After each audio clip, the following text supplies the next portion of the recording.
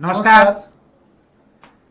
आज आप सब लोगों का ये बहुप्रतीक्षित लाइव होने जा रहा है। डॉक्टर साहब, मेरा ऐसा मानना है कि जिस दिन से बच्चा किसी भी कॉम्पिटिटिव एग्जाम का फॉर्म भरता है, उससे लेकर के जब तक काउंसलिंग होकर के वो कॉलेज में पहला कदम नहीं रख देता है जी, तब तक एक बहुत कौतूहल भरा जीवन स्टूडेंट की लाइफ में रहता है, स्पेशली एग्जाम देने से और रिजल्ट आने के बीच में। जी जी। एग्जाम आपका 12 सितंबर को हो चुका है। पेपर का लेवल उस दिन हमने डिस्कस किया था, थोड़ी बहुत चर्चा आज भी उसकी दोबारा करेंगे। लेकिन आज का हमारा जो स्पेशल लाइव है, नीट 2021 विश्लेषण, cut off, rank prediction, college prediction and paper level analysis, इन सारी चीजों के ऊपर आज हम डिस्कस करेंगे। और मैं आपको इस बात का यकीन दिलाना चाहूंगा, आपने साल भर बहुत सारे लाइव पीसीपी के प्लेटफॉर्म से देखे होंगे, प्रिंस एडुहब के प्लेटफॉर्म से पीसीपी के देखे होंगे, लेकिन आज का ये विशेष लाइव जो 16 लाख बच्चे नीट के एग्जाम में अपीयर हुए थे, उन सारे बच्चों के लाइव का बहुत इंपॉर्टेंट लाइव होने जा रहा है। मैं आपसे बात करते करते मेरे पेज पर भी शेयर कर देता हूं। तो मैं आप सभी से निवेदन करना चाहूंगा कि आप लास्ट तक जुड़े रहें, क्योंकि जिस पर्पज के लिए आप इस लाइव को देख रहे हैं वो बॉक्स हम सबसे लास्ट में खोलेंगे, लगभग एंड में खोलेंगे। और जितनी भी तरह की आपके एनालिसिस हैं, आपने अपने लेवल पर किए होंगे, आपको यह लगेगा कि बिल्कुल सटीकता के नजदीक पीसीपी पहुंची है। और मैं आपको भरोसा दिलाता हूं, जैसा अब तक का हमारा अनुभव है, पीसीपी की टीम का अनुभव है, पीसीपी के बच्चों का अनुभव है, डॉक्टर साहब का एक्सपीरियंस है, उसके बिहाफ पर आप लगभग जब आपका रिजल्ट आएगा तो आपको ताजुब होगा कि हमने पीसीपी का लाइव देखा था और हमें बिल्कुल नजदीक ले जाकर के छोड़ दिया था। तो आप अंत तक जुड़े रहें। आपके मार्क्स एग्जाम में कैसे बने हैं आप कमेंट बॉक्स में कमेंट करते रहें, उसके आधार पर आपकी रैंक वैंक का प्रिडिक्शन हम इस लाइव के माध्यम से कर सकते हैं। इसको शेयर भी करते रहें ताकि उन सारे विद्यार्थियों तक ये लाइव पहुंच जाए जो एग्जाम देने के बाद अपनी बैलेंस शीट मिला करके बैठे हैं और दिल की धड़कनें बढ़ी हुई हैं कि आखिर क्या होगा, और स्पेशली वो बच्चे जो उसके लमसम है। तो डॉक्टर साहब, मैं चाहूंगा कि आप इस लाइव को आगे बढ़ाएं और cut off, rank prediction, college prediction और पेपर एनालिसिस विश्लेषण, नाम हमने इसका विश्लेषण रखा है, उसकी शुरुआत आप करें। क्योंकि पेपर हो जाने के बाद पहले बच्चा नंबर जोड़ता है, फिर कट ऑफ का वेट करता है, उसके बाद अच्छे कॉलेज के ड्रीम्स देखता है, वहां की लाइफस्टाइल की जानकारियां जुटाता है, तब तक काउंसलिंग के लिए कॉल लेटर आ जाता है, काउंसलिंग करवाता है, वहां भी दिल की धड़कनें बढ़ी हुई रहती है। और फाइनली जब उसको अपॉइंटमेंट लेटर मिलता है कि you are selected for SMS medical college Jaipur, you are selected for AIIMS Delhi, you are selected for AIIMS Jodhpur, you are selected for Maulana Azad, you are selected for FMC, जो कुछ भी है आपके नसीब में है, आपकी मेहनत के माध्यम से आपने पाया है। तो इस लाइव को थोड़ा सा आगे बढ़ाएं और क्या क्या आज के इस लाइव में होने वाला है इस बारे में चर्चा करें। औकार सर, एक अपन सभी आईआईटी जेई और मेडिकल के फील्ड की कॉम्पिटिटिव एग्जाम्स की तैयारी करवा रहे हैं, और अपन एक चीज महत्वपूर्ण देखते हैं कि आईआईटी जेई में और मेडिकल की कट ऑफ और काउंसलिंग में बहुत बड़ा फर्क हो जाता है। आईआईटी जेई का स्टूडेंट आता है, उसकी कट ऑफ में एक एक मार्क्स में उसकी कॉलेज और ब्रांच बदल जाती है जी। लेकिन नीट में ये खुशकिस्मती है कि अगर आप कट ऑफ के अंदर आ गए तो आपको कोर्स गवर्नमेंट मेडिकल कॉलेज का एमबीबीएस ही मिलेगा, दूसरा नहीं मिलता। बिल्कुल, अगर आप इंडिया के टॉप 100 में हैं तो आप सारे एम्स दिल्ली जा सकते हैं। एक ही क्लास में बैठेंगे, बेंच अलग अलग हो सकती है, क्लास और क्लासरूम कॉलेज एक होगा। उसके बाद में सेकंड पॉइंट पे अपन बातचीत करें तो मैं नो डाउट कॉम्पिटिटिव एग्जाम बच्चों ने दिया है और सभी को उत्सुकता है कि कैसी रैंक रहेगी जी। लेकिन इस चिंता को कम करने के लिए मैं एक फैक्ट और जोड़ना चाहूँगा कि स्टूडेंट्स ने जो परफॉर्म किया है, जो कट ऑफ के अंदर आएंगे फाइनल रिजल्ट में, आज जैसा एनालिसिस हम बताने जा रहे हैं, उसके बाद मैं बच्चों को जो मैसेज देना चाहता हूँ वो शुरुआत में देना चाहूँगा कि एमबीबीएस की सीट सुरक्षित करने के बाद सभी बच्चे इक्वल रेंज में आ जाते हैं। जी। फर्क ये पड़ता है कि अगर आप टॉप मेडिकल कॉलेज में हैं तो आपको कॉलेज लाइफस्टाइल का जो एक्सपोजर है, प्रोफेसर्स का है, लाइब्रेरीज का है, लेबोरेटरीज का है, डिसेक्शन हॉल का है, क्लिनिकल प्रैक्टिस है, वो आम बच्चों की तुलना में, आम कॉलेज की तुलना में उम्दा स्तर के मिलते हैं। अन्यथा एमबीबीएस की डिग्री सबकी बराबर मानी जाती है। अब अपन बात करते हैं कि नीट 2021। दोस्तों पिछले सालों से अपन देखते जा रहे हैं नीट में कंपटीशन डे बाय डे बढ़ता ही जा रहा है। बिल्कुल। और बढ़ता जा रहा है कि रुकने का नाम ही नहीं ले रहा है। वही ठीक जैसे राजू श्रीवास्तव कॉमेडी में कहा करते थे कि द्रौपदी का चीरहरण होता जा रहा है उसी तरह से कट ऑफ भी हर साल, कट ऑफ की नहीं बात करें, कंपटीशन का लेवल है वो हर साल बढ़ता ही जा रहा है जी। लेकिन आज के दिन सबसे महत्वपूर्ण चीज ये है, मेडिकल प्रोफेशन एक ऐसा प्रोफेशन है जो आज तक हमेशा चहेता रहा है और जब तक मानवता है तब तक हमेशा चहेता ही बना रहेगा। इसलिए आज के दिन आप क्रेज चारों तरफ देख सकते हैं। जी, दुनिया का सबसे नोबल प्रोफेशन इसको माना जाता है। ऐसा कहते हैं कि आदमी हाथ जोड़ करके दो ही लोगों के सामने खड़ा रहता है, या तो भगवान के सामने या फिर डॉक्टर के सामने, कि या तो बचाने वाले आप हैं या फिर भगवान है। इसीलिए कई बार जैसे अपन डॉक्टर्स के बारे में, चारों तरफ की फील्ड की घटनाओं के बारे में अगर जब भी कभी सुनते हैं तो एक चीज कॉमेडी जोक के तौर पे निकल के सामने आती है कि भगवान जब आदमी से नाराज होता है तो आदमी डॉक्टर के पास पहुंचता है जी। और डॉक्टर जब आदमी से नाराज होता है तो आदमी भगवान के पास पहुंचता है। मीन्स नाराजगी खाने का मतलब ये कि डॉक्टर एक ऐसा प्रोफेशन है जो व्यक्ति को लाइफ देता है और बहुत सारे ऐसे ट्रांजिशनल पॉइंट पे लाइफ आदमी की बढ़ाता है, जिसमें अगर डॉक्टर और मेडिकल फ्रेटर्निटी का ये डेवलपमेंट रिसर्च नहीं होती तो संभव नहीं था। तो डॉक्टर साहब थोड़ा सा मैं आपको रोकना चाहूंगा, जब तक बच्चे भी जुड़ रहे हैं क्योंकि हर बच्चे के लिए इंपॉर्टेंट है, तो हम मूल टेक्निकल मैं आपको बताना चाहूंगा 100% साइंटिफिक वे में हम आज आपसे बात करेंगे। कौन कौन से फैक्टर्स हैं, कट ऑफ किनसे प्रभावित होती है, कॉलेजेस कौन से हैं, कहां तक आपके पहुंचने की संभावनाएं, 100% साइंटिफिक बातें करेंगे। लेकिन जब तक बच्चे 200 बच्चे जुड़ चुके हैं, अभी बच्चे जुड़ रहे हैं, तो एक बार थोड़ा सा वो डॉक्टर हरी सिंह जी वाला किस्सा कि किस फील्ड में संभावनाएं हैं वो साझा करें ताकि बच्चे ये जुड़ जाएं। उसके बाद क्योंकि टेक्निकल चीज अगर किसी बच्चे के लिए छूट गई तो उसका नुकसान रहेगा।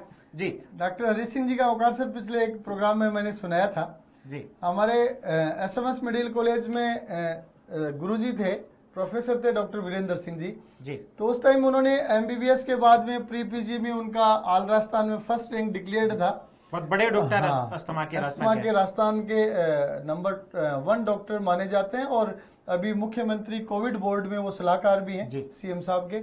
तो उन्होंने जब फर्स्ट रैंक प्री पीजी में थी तो जगह जगह जाकर पूछना शुरू किया कि भाई मेरे को सारी ब्रांच मिल रही हैं, स्कोप सबसे ज्यादा किसका है।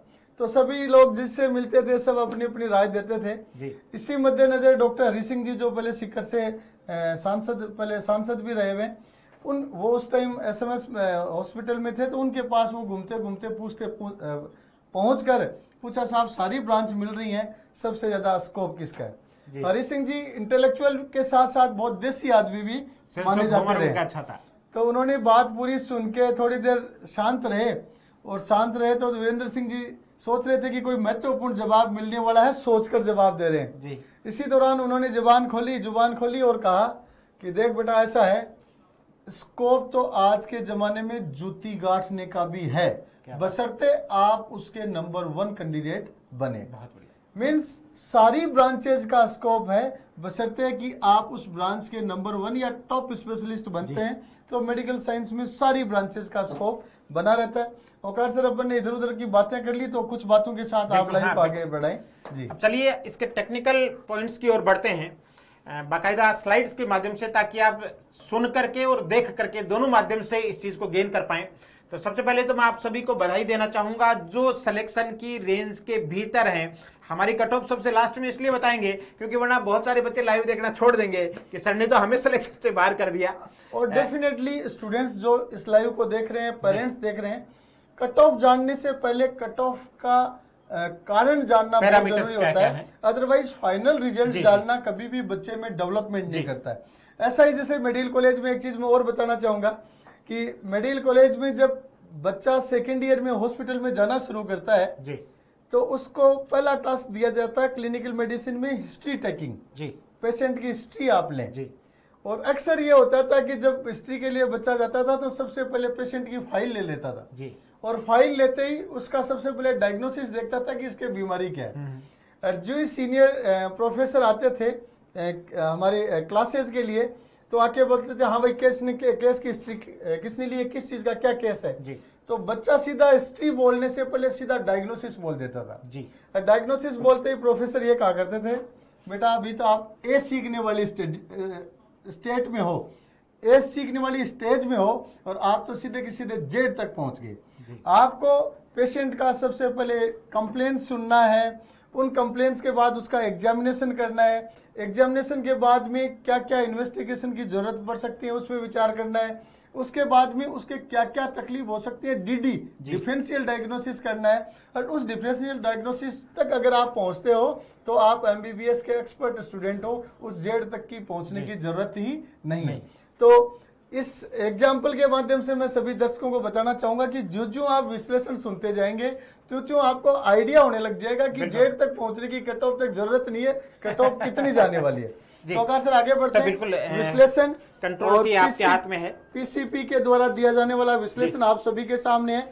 आप सभी को पता है कि पीसीपी पिछले समय से नीट और जेई दोनों में बहुत ही बेहतरीन परफॉर्मेंस दे रही है और उस परफॉर्मेंस का जो कारण मैं बताना चाहूंगा, सबसे पहले बेहतरीन फैकल्टी टीम, उसके बाद शानदार मैनेजमेंट, उसके बाद systematic teaching schedule DSP detailed study plan जिसके तहत बच्चे स्टडी करते हैं।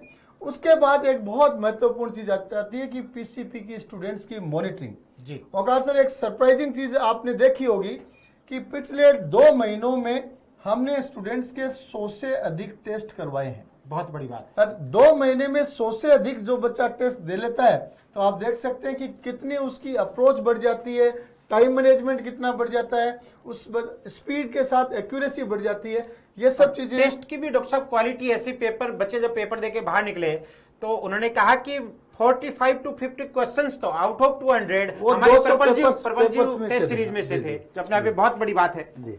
अब अपन बढ़ते हैं मुख्य बिंदु की तरफ। जी।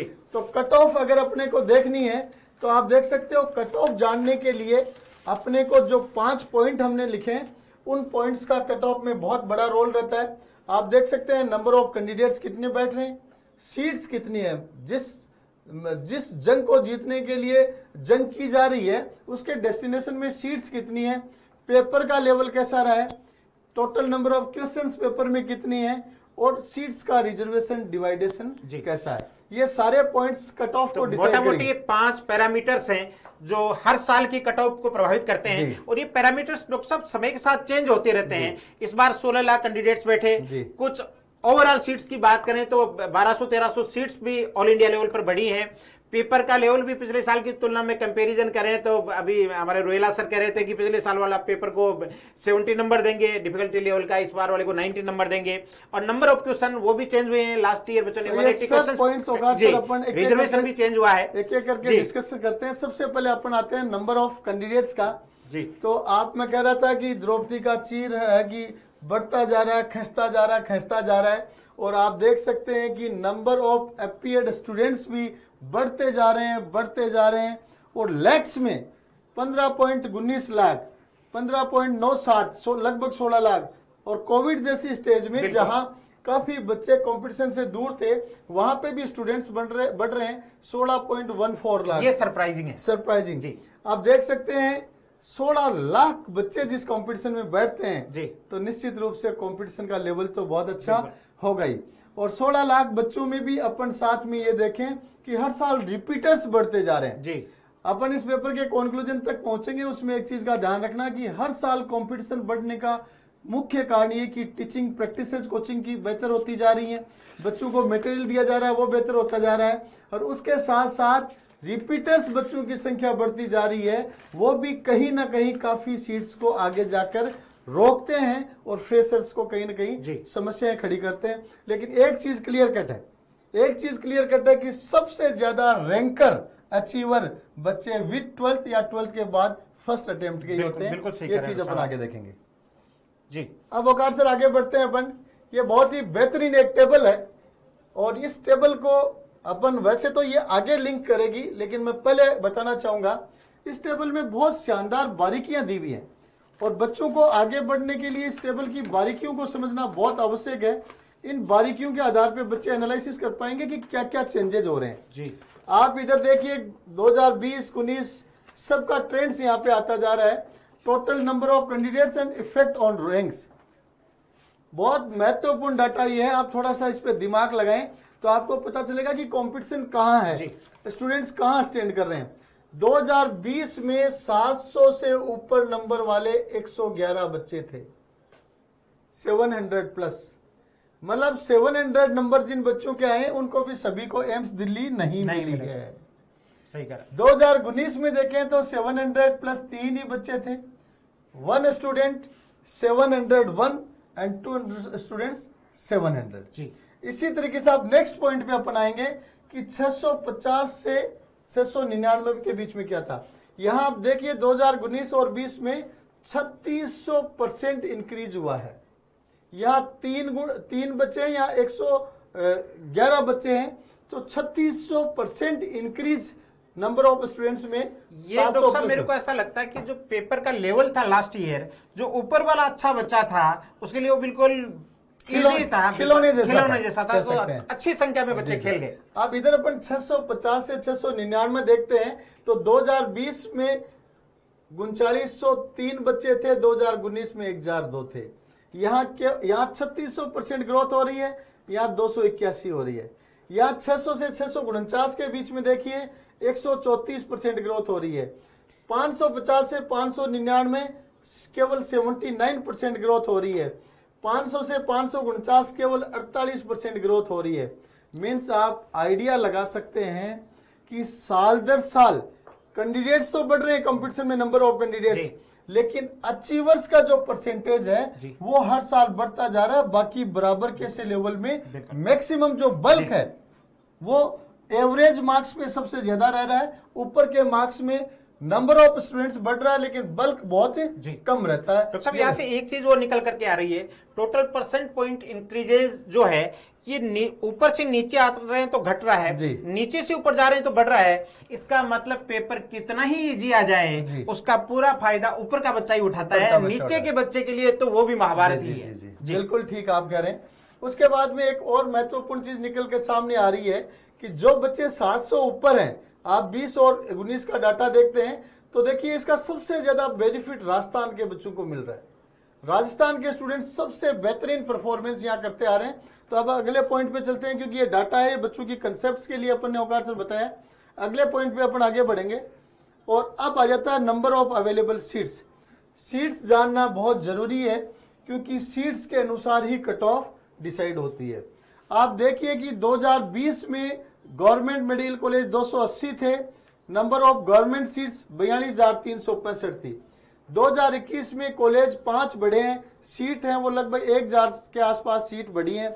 लेकिन एक चीज इसमें मैं और ऐड करना चाहूंगा, एमसीआई आज के दिन एनएमसी नेशनल मेडिकल कमीशन के द्वारा जो मेडिकल कॉलेजेस को मान्यता दी जाती है वो मान्यता का प्रोसेस अब शुरू होगा और लास्ट काउंसलिंग तक चलता रहेगा, कॉलेजेस जुड़ती रहेंगी। इसलिए इस साल की जो सीट्स दी गई हैं वो आज के दिन एनएमसी फॉर्मर एमसीआई की वेबसाइट की सीट्स हैं। लेकिन जो बच्चों कॉलेजों की मान्यता गवर्नमेंट कॉलेज की बढ़ेगी आने वाले समय में, त्यों इसी साल ये कॉलेज की संख्या भी बढ़ेगी और सीट्स भी बढ़ेगी। नीचे प्राइवेट कॉलेजों की संख्या दे रखी है, इसका ज्यादा डिस्कशन अपन इसलिए नहीं करते कि अपने पास बच्चा इन कॉलेजेस के लिए नहीं आता। डॉक्टर साहब मैं एक चीज यहाँ और एड ऑन करना चाहूंगा, कई बार बच्चा इन नंबर ऑफ सीट्स को देख करके कि 2020 में 42,365 थी, 2021 में ये 43,335 होगी, ये सारी आपके लिए नहीं है, ये ओवरऑल सीट्स हैं आपके लिए। तो इसका 15% हिस्सा ही आएगा। सर बहुत बढ़िया चीज को आपने पकड़ा है।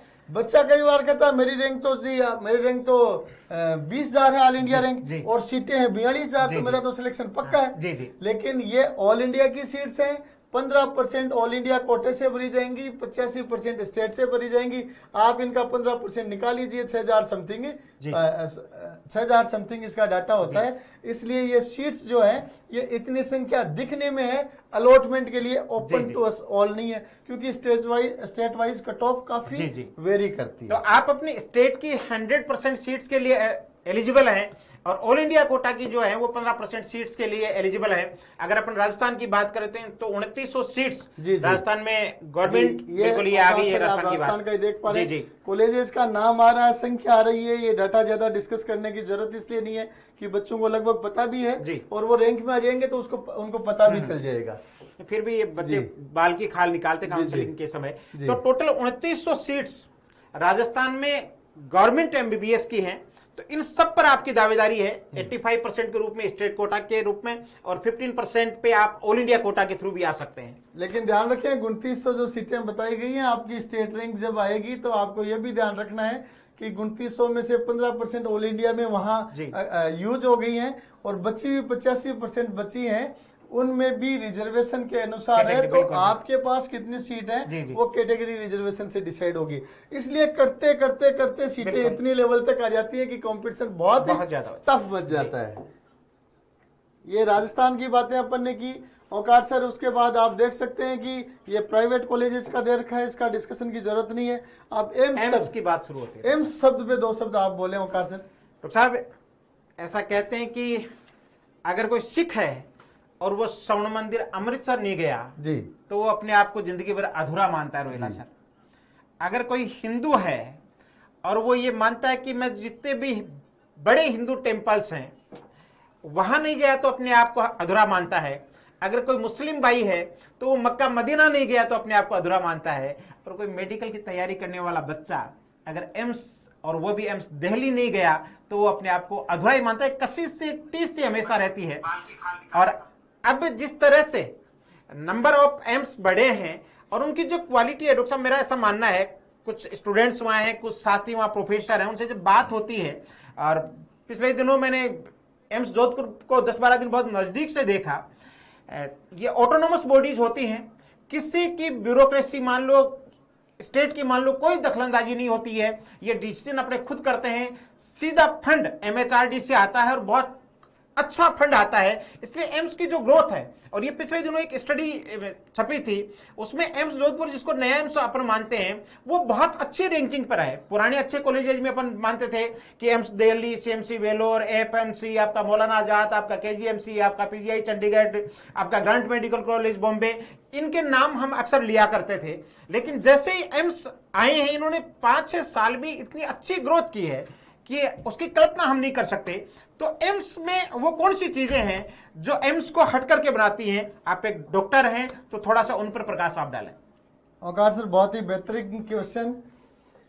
All India institute of medical sciences NEET की तैयारी करने वाले हर बच्चे का सपना होता है। जी, जन्नत है, जन्नत है। और एम्स न्यू दिल्ली सबसे पहला सपना होता है। उसी के साथ बहुत सारे इंटेलिजेंट बच्चे तैयारी शुरू करते हैं और नो डाउट सीट्स बहुत लिमिटेड हैं, तो गिने चुने बच्चों को ही वो सीट्स मिलती है। लेकिन मैं आपको बताना चाहूंगा कि एमबीबीएस में एडमिशन के बाद एम्स में साल का एक कल्चरल प्रोग्राम होता है, पल्स जी। उसमें देश भर के मेडिकल कॉलेज के स्टूडेंट्स को इनविटेशन दिया जाता है। इसलिए जिसको एम्स दिल्ली में एडमिशन का मौका नहीं मिलता, वो पल्स के माध्यम से एम्स की फीलिंग कर सकता है। तो डॉक्टर साहब, एप्पल को खाना और एप्पल को छू के देखना, दोनों में फर्क होता है। वाइल्ड कार्ड एंट्री आपको मिलती है, लेकिन वहां आपको मेडिकल की जो फीलिंग्स बढ़ती है, वो फीलिंग्स बच्चे को देखने को मिलती है। अब एम्स और अदर मेडिकल कॉलेजेस में क्या बेसिक फर्क है? इसमें सबसे बड़ा जो अंतर देखा जाता है, जैसे आपने बताया, सेंट्रल गवर्नमेंट के इंस्टीट्यूशंस हैं, अच्छी फंडिंग आती है, अच्छे टीचर्स हैं, और साथ में ये है कि एक्सपोजर जो है, एक्सपोजर है वो बहुत अलग तरीके का मिलता है। इसका सबसे बड़ा एक प्रैक्टिकल रीजन अपन देखें जी, तो अपन एसएमएस मेडिकल कॉलेज की तुलना करें, हम वहां से पढ़े, हमें इस चीज का गर्व है। लेकिन आपको ये बताते हुए भी मुझे हिचक नहीं है कि रियलिटी का हर आदमी को पता होना चाहिए जी। जहां जितना रश पेशेंट्स का रहता है, वहां टीचर्स हैं, लेक्चरर्स हैं, प्रोफेसर्स हैं, वो उतने ही व्यस्त हो जाते हैं जी। तो एसएमएस मेडिकल कॉलेज की बात करें तो बच्चों को बहुत अच्छा हॉस्पिटल क्लिनिकल प्रैक्टिस के लिए मिलता है, अच्छी लेबोरेटरी डिस्कशन हॉल मिलता है, सीनियर टीचर्स से पढ़ने का मौका मिलता है। लेकिन साथ में एक कमी रह जाती है कि आपके टीचर्स बहुत ज्यादा बिजी भी रहते हैं जी। इसलिए वो टीचिंग में इतना समय नहीं निकाल पाते जितना एम्स में निकलता है जी। और एम्स का सबसे बड़ा पॉजिटिव पॉइंट ये है कि एम्स को केवल एक मेडिकल कॉलेज नहीं माना गया है। एम्स इंडिया के मेडिकल के रिसर्च सेंटर्स जी। हैं, रिसर्च इंस्टीट्यूट्स हैं, और रिसर्च इंस्टीट्यूट्स में कभी भी क्वांटिटी पे फोकस नहीं किया जाता, क्वालिटी पे फोकस किया जाता है। इसीलिए पेशेंट्स को अपॉइंटमेंट दिया जाता है, पूरा समय दिया जाता है, और उसके अनुसार पेशेंट का पूरा वर्कआउट होता है। और वर्कआउट ही नहीं, इंडिया के जो टॉप इंस्टीट्यूशंस हैं उनके बारे में हमारे सीनियर्स ये कहा करते थे कि वहां आप देखोगे तो सर्जरी में वही प्रोटोकॉल फॉलो हो रही है जो इंटरनेशनल लेवल की मैगजीन्स में, बुक्स में लिखी है। बाकी अपन अपने तौर पे देखें तो रूटीन में काट पीट करके निकाल के साइड में करके बंद करके चलो सर्जरी हो गई। लेकिन एम्स में या इंडिया के टॉप रिसर्च इंस्टीट्यूट में जाते हैं तो वहाँ हर चीज का प्रोटोकॉल फॉलो होके ही वो काम होता है। नेक्स्ट चीज पे अपन आए तो टीचर्स के पास लिमिटेड पेशेंट होने के कारण वो बच्चों को भी पूरा टाइम देते हैं, और इसी के कारण एम्स में जो एमबीबीएस की मान लो चाहे पीजी की मान लो पढ़ाई का जो लेवल है वो आम इंस्टीट्यूशंस की तुलना में बहुत बेहतर है। और यही कारण है डॉक्टर साहब, जब भी न्यूज़पेपर कई बार देखते हैं, देश के बड़े लोग चाहे वो ब्यूरोक्रेट्स हो, चाहे वो पॉलिटिशियंस हो, चाहे वो बिजनेसमैन हो, या चाहे वो और सेलिब्रिटी स्टाइल के लोग हों, मेदांता मेडिसिटी गुड़गांव का बहुत बड़ा हॉस्पिटल है, नायना बहुत बड़ी हॉस्पिटल की चेन है, फोर्टिज बहुत बड़ी चेन है, मणिपाल के हॉस्पिटल की बहुत बड़ी चेन है, बॉम्बे में ये अंबानी ग्रुप के बहुत अच्छे और बड़े लीलावती हॉस्पिटल बहुत बड़ा है। लेकिन जब भी उन लोगों की बात आती है तो ना अखबार में छपा होता है एम्स दिल्ली में भर्ती हैं, एम्स दिल्ली में इलाज चल रहा है। इसका मतलब यह है कि वहां दुनिया का बेस्ट ब्रेन काम करता है, ब्रेन है, और विद हाईली डिफाइंड प्रोटोकॉल काम होता है। जो प्रोटोकॉल फिक्स हो गई उससे बाहर वहां का प्रैक्टिशनर नहीं निकलता है। अब अपन एम्स की बात करें तो आज के दिन एम्स में भी सीटों की संख्या बढ़ गई है। देश के हर राज्य में एम्स बनते जा रहे हैं। कुछ एम्स नए भी हैं, लेकिन मैं मानता हूं नए हैं तो भी वहां संसाधन कम हो सकते हैं, लेकिन टीचिंग का लेवल वहां निश्चित रूप से अच्छा। डॉक्टर साहब, अब आपका सहयोग करने के लिए मैं हमारे academic head doctor Rakesh Rohela sir यहाँ मौजूद हैं। जी। आप पीजीआई चंडीगढ़ से डॉक्टरेट आपने कर रखा है न्यूरो साइंस में, तो मैं चाहूंगा कि मैं इस वो अवकाश सर, आप सुबह से व्यस्त हैं तो आप टी ब्रेक लें। राकेश सर का अपन सहयोग लेते हैं और उसके बाद अपन फिर दर्शकों से रूबरू होंगे final cut off decide declare करने से पहले। तो राकेश सर, आपका बहुत बहुत स्वागत है। थोड़ा सा स्क्रीन की तरफ आप आ गए हैं। Thank you sir. तो नो डाउट आपने भी राकेश सर इस प्रेजेंटेशन में बहुत अच्छा वर्कआउट किया है। अगली स्लाइड अपने सामने है ऑल इंडिया रैंक्स की, और उसके अनुसार आप देख सकते हैं कि मार्क्स बच्चों ने क्या हासिल किए हैं। 2020 में मैंने बताया था कि 700 से ऊपर 111 बच्चे थे, सभी को एम्स दिल्ली नहीं मिला था। अब देखो, आप देख सकते हैं कि थोड़ा सा मैं इसको मार्कर को पॉइंट आउट कर लेता हूं। आराम से एक एक चीज का डिस्कशन करेंगे ताकि बच्चों तक हर खूबी पहुंच सके, हर चीज को जान सके। सपना हमेशा टॉपर का होना चाहिए, टॉपर का सपना रखेंगे तो कभी ना कभी वहां तक पहुंचेंगे। 2020 में टॉपर 720 नंबर पे 2 बच्चे आ रहे हैं। 2019 में 701 पे टॉपर है। 2018 में 691 पे टॉपर है। 2017 में 697 पे टॉपर है। मीन्स टॉपर्स हर साल क्या रहते हैं, ये भी अपने आप में इस चीज से डिसाइड होता है कि पेपर का लेवल कैसा है। लेकिन आप देख सकते हो कि बहुत बड़ा वेरिएशन यहाँ पे नहीं आता है। 2, 3, 4 क्वेश्चंस का ही गेम होता है जो हर साल टॉप रैंक्स का उलट फेर कर देता है। एक सर, इन मार्क्स से हम ये भी देख सकते हैं कि कंपटीशन का लेवल कितना टफ है। मतलब एक रैंक के ऊपर, एक मार्क के ऊपर आप देखिए कई सारी रैंक आ रही हैं। इवन फर्स्ट रैंक पे भी मतलब देखिए 2 बच्चे 720 के ऊपर, और जो मार्क्स नीचे आते जाएंगे त्यों त्यों कंपटीशन और ज्यादा टाइट आता जाएगा। लास्ट के मार्क्स में तो एक एक क्वेश्चन में हजार बच्चों का उलटफेर देखने को मिलता है। अब अपन बहुत ही महत्वपूर्ण पॉइंट पे आना चाहेंगे और मैं राकेश सर चाहूंगा आप उसको प्रेजेंट करें। इस साल के पेपर का लेवल क्या रहा? चारों तरफ लोग बात कर रहे हैं कि बहुत टफ पेपर था, ये था, कट ऑफ ये कम जाएगी, ये ज्यादा जाएगी। सब लोग अपना अपना एनालिसिस दे रहे हैं और मैं मान रहा हूं कि जो भी लोग एनालिसिस दे रहे हैं उनके पास अपने पॉइंट्स हैं, फैक्ट्स हैं जिनके आधार पर दे रहे हैं। लेकिन हम चाहेंगे कि एक एक चीज की स्टडी करें ताकि अपन कट ऑफ के फाइनल लेवल तक पहुंचे। तो लेवल ऑफ पेपर के बारे में अपन 2020 और 21 का एनालिसिस करेंगे। राकेश सर बताएं। सर, डिफिकल्टी स्कोर हमने एक जनरेट किया है यहाँ पर कि डिफिकल्टी स्कोर क्या रहेगा। तो जो भी पैरामीटर्स हमने उसके पीछे बैकग्राउंड में रखे हैं तो उस हिसाब से ऐसा प्रतीत हो रहा था कि 2020 के अंदर डिफिकल्टी लेवल जो है वो 70 है। यानी अगर 100 की तरफ हम जा रहे हैं तो पेपर की डिफिकल्टी लेवल बढ़ रही है जी। और पीछे के साल के से कंपेयर हम करते हैं तो 2021 में डिफिकल्ट स्कोर अपना 90 आ रहा है। इसका मतलब डेफिनेटली थोड़ा तो डिफिकल्ट पेपर की लेवल का डिफिकल्टी लेवल में निश्चित रूप से फर्क है, लेकिन इस डिफिकल्टी लेवल के अंदर के राज क्या है? जी सर। पेपर को अपन डिफिकल्ट कह रहे हैं, बहुत सब लोग कह रहे हैं, लेकिन इनके अंदर के राज क्या हैं और वो अंदर के राज कट ऑफ को कैसे प्रभावित करेंगे, इसके बारे में सभी दर्शकों को गौर से देखना, गौर से जानना जरूरी है। तो अब आते हैं अपन अगले स्लाइड पे जहां कट ऑफ का राज छुपा हुआ है। तो मैं चाहूंगा राकेश सर उसको आप ही प्रेजेंट करें और मैं मेन स्लाइड पे डायरेक्ट आना चाहूंगा कि मेन स्लाइड पे आप चीजों को अच्छी तरह से प्रेजेंट करके दिखाएं, बताएं बच्चों को कि किस तरीके से इस साल की कट ऑफ डिफिकल्टी लेवल से प्रभावित हो रही है या नहीं हो रही, और प्रभावित हो रही है तो कितनी हो रही है, ये सब चीजें प्लीज आप बताएं। तो सर यहाँ पे साइड में एक ग्राफ आप देख पा रहे हैं, थोड़ा माइक को नजदीक साइड में यहाँ पर ग्राफ देख पा रहे हैं। तो उसमें अगर हम इजी, एवरेज और डिफिकल्ट के क्वेश्चन नंबर्स देखें तो टोटल ये 50 क्वेश्चंस इस बार पैटर्न चेंज हुआ था, तो 5 क्वेश्चंस एक्स्ट्रा दिए गए थे। एक सब्जेक्ट में 45 की जगह 50 क्वेश्चन हो चुके हैं। तो आउट ऑफ 50 यहाँ पे 10 क्वेश्चन आप फिजिक्स में डिफिकल्ट देख पा रहे हैं। तो और डेफिनेटली 10 क्वेश्चन डिफिकल्ट दिखते ही ये पता चलता है कि पेपर का लेवल तो बहुत हार्ड था, लेकिन अंदर का राज आप जल्दी जानेंगे। जी। केमिस्ट्री में यहाँ पे 4 क्वेश्चन डिफिकल्ट ओवरऑल 50 में से 4 डिफिकल्ट आ रहे हैं, बॉटनी में 6 आ रहे हैं और जूलॉजी में 4 डिफिकल्ट आ रहे हैं। तो इस तरह से 10, 20 और 24 क्वेश्चंस आउट ऑफ 200 में से 24 क्वेश्चंस का डिफिकल्टी लेवल अच्छा माना जाता है, जो बच्चों का टॉप रैंक्स ज्यादा प्रभावित करता है। तो सर इनका सबका एनालिसिस करने बाद में मुझे एक चीज ऐसी लगी कि एनटीए ने नो डाउट इस बार सेक्शन ए सेक्शन बी दिया है, लेकिन पेपर बनाने में सर उन्होंने बहुत ज्यादा वर्कआउट किया है, बहुत बारीकी से, थोड़ा नजदीक रखें प्लीज, बहुत बारीकी से उस चीज को एनालिसिस किया है। जी जी, इसको यहाँ से हटाते हैं जी। तो अब हम सेक्शन पे आते हैं, जैसे कि ये तो ओवरऑल था अपना, अब हम सेक्शन ए के ऊपर जाते हैं। सेक्शन ए में देखेंगे तो वहां पर हमें सारे के सारे 35 क्वेश्चन जो हैं वो करने कंपलसरी थे। यहां पर हम देख रहे हैं कि फिजिक्स के अंदर 10 क्वेश्चन डिफिकल्ट हैं, लेकिन सेक्शन ए में जो कंपलसरी थे वहां पे सिर्फ 5 ही क्वेश्चन जो हैं वो डिफिकल्ट। सेक्शन ए में 35 क्वेश्चन आए हैं, सेक्शन बी में 15 आए हैं।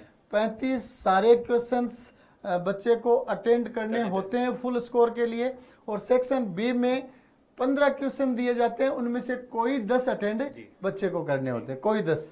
तो डेफिनेटली यहाँ पर जो 10 थे वो 5 हो गया, यानी डिफिकल्टी लेवल 50% यहाँ पे। इसका अपन यहाँ से एनालिसिस करने के बजाय दूसरे पॉइंट पे जाएंगे तो ज्यादा अच्छी तरह एनालिसिस कर पाएंगे। थोड़ा सा मैं दिखाना चाहूंगा कि यहाँ पे आप देखिए कि सेक्शन बी के जो 15 क्वेश्चन है उनमें 5 क्वेश्चन का डिफिकल्टी लेवल अच्छा है, और 15 में से कोई 10 क्वेश्चन आपको करने हैं। तो आप डिफिकल्ट क्वेश्चन तो छोड़ सकते आप 5 डिफिकल्ट को क्वेश्चन को छोड़ते हैं तो भी आपके पास अटेंड करने लायक 10 क्वेश्चन इजी या एवरेज लेवल के मिल जाते हैं। इसलिए अपन कहें कि जो 10 क्वेश्चन डिफिकल्ट थे उसकी बजाय ये डिफिकल्ट लेवल सीधा आधे 5 पे आ जाता है, क्योंकि यहाँ पे क्वेश्चन छोड़ने का ऑप्शन अपने पास बना हुआ है। तो फिजिक्स के डिफिकल्टी लेवल की जो चर्चा बाजार में हो रही है, निश्चित रूप से पेपर कंपैरेटिवली डिफिकल्ट था, लेकिन अगर इसका कट ऑफ पे प्रभाव देखें, कट ऑफ पे कितना प्रभाव रहेगा, तो बाजार में जितनी चर्चा कर रहे हैं उससे प्रभाव आधा ही जाएगा। जी। तो वैसा ही हम केमिस्ट्री में भी देख सकते हैं। तो जो कंपल्सरी थे 35, उसमें सिर्फ एक ही क्वेश्चन डिफिकल्ट यहाँ पे लग रहा है, क्योंकि वो 3 क्वेश्चन ऑप्शन में जा रहे हैं। 3 ऑप्शनल में आ रहे हैं, तो आप तीनों को छोड़ देते हैं तो भी आपके पास 12 क्वेश्चन इजी या बीच के हैं जिनमें से आप अटेंड कर सकते हैं। इधर आप देख पा रहे हैं बॉटनी में 3 ही हार्ड हैं, मतलब यहाँ फिर 12 मिल रहे हैं और यहाँ फिर आपको 10 मिल रहे हैं, सॉरी 13 क्वेश्चन मिल रहे हैं जिनमें से आपको 10 करने हैं। इसलिए सेक्शन बी का डिफिकल्टी लेवल पेपर को दिखने में, माहौल बनाने में या बच्चों को साइकोलॉजिकली प्रेशराइज करने में महत्वपूर्ण है, लेकिन अपन ये देखें ओवरऑल कि उसका कट ऑफ पे क्या फर्क रहेगा। तो मैं मानता हूं कि फिजिक्स में अपन देखें तो सेक्शन बी का डिफिकल्टी लेवल है वो कट ऑफ को ज्यादा प्रभावित नहीं करेगा, सेक्शन ए का डिफिकल्टी लेवल प्रभावित करेगा। और ये अपन देखें तो इस साल 5 क्वेश्चन थे, हर साल 1-2 क्वेश्चन तो ऐसे आते ही हैं। 2 क्वेश्चन अपन लास्ट ईयर के माने तो आप ये मान लीजिए 3 ही क्वेश्चन होते हैं जो डिफिकल्टी लेवल को प्रभावित कर रहे हैं। सर एक और चीज यहाँ पे आप नोट कर सकते हैं जी कि एनटीए वास्तव में चाहता था कि बच्चों के मार्क्स आए, जी क्योंकि यहाँ पर आप इजी क्वेश्चंस का अगर आप लेवल देखेंगे, नंबर देखेंगे जी। तो काफी संख्या में है। जी और उसने सेक्शन बी के अंदर इजी और एवरेज का एक लगभग बराबर सा रेशियो रखा है, जी। 5-7, 5-7, जी, जी। 9-4, 6-4। तो बहुत डीप एनालिसिस करके ये पेपर बनाया गया। हम ऐसे नहीं कह सकते कि एकदम से हल्के में बना दिया जी। है या फिर कोई एनालिसिस उन्होंने नहीं किया जी। है। डेफिनेटली कोविड की सिचुएशन को ध्यान में रखा है उन्होंने, हाँ। और वो चाहते थे कि बच्चों में मार्क्स आए। और रियली में जो पेपर का बैलेंस है, अगर मैं बायोलॉजी की बात करूं तो उसमें 100% उन्होंने एनसीईआरटी को कवर किया जी। है। और जो कॉन्सेप्चुअल क्वेश्चंस थे, जी। जितने कॉन्सेप्चुअल थे उतने उन्होंने मेमोरी बेस्ड क्वेश्चन भी रखे। जी जी तो एक अच्छा खासा मिश्रण, ताकि बच्चा कॉन्सेप्ट प्लस मेमोरी दोनों रखने वाला है। बच्चा अच्छा स्कोर करे। तो ये पेपर एनालिसिस सेक्शन ए और बी का हुआ, और मैं मानता हूं कि ये पेपर एनालिसिस है और ये रैंक को सबसे ज्यादा प्रभावित करने वाला है। एक दो पॉइंट्स और आगे अपन देखेंगे जो कट ऑफ को प्रभावित करेंगे पेपर के साथ साथ में, और उन पॉइंट्स की तरफ आगे बढ़ते हैं। तो number of questions in the paper, ये भी निश्चित रूप से कट ऑफ को प्रभावित करेगा। तो लास्ट ईयर्स में अपन देख पा रहे हैं कि 180 क्वेश्चन आते थे, और इस साल क्वेश्चंस की संख्या 200 हो चुकी है।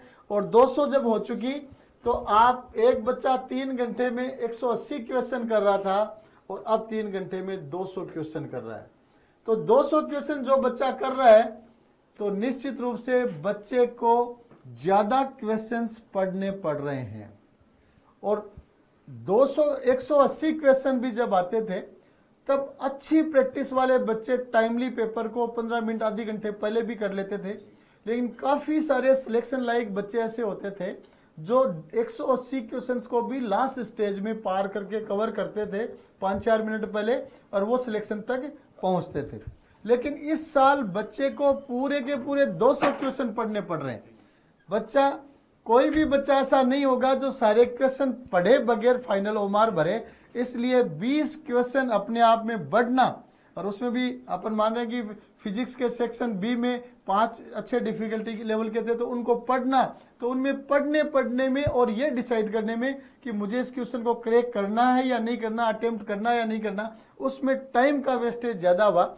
और निश्चित रूप से टाइम का वेस्टेज ज्यादा हुआ, तो ये ज्यादा जो टाइम लग रहा है, ये उन बच्चों के मार्क्स को प्रभावित कर रहा है जिन बच्चों की स्पीड कम थी। और इसके कारण जगह जगह से, जैसे चारों तरफ से हम शहरों से, अपने बच्चों से, बाहर के बच्चों से, अपने पेरेंट्स से, बच्चों के अन्य बाहर के पेरेंट्स से, जहाँ पे भी जो नए एडमिशन आ रहे हैं उनसे डिस्कशन करते हैं, तो कई लोग कहते हैं कि बच्चे का फिजिक्स का पेपर छूट गया था।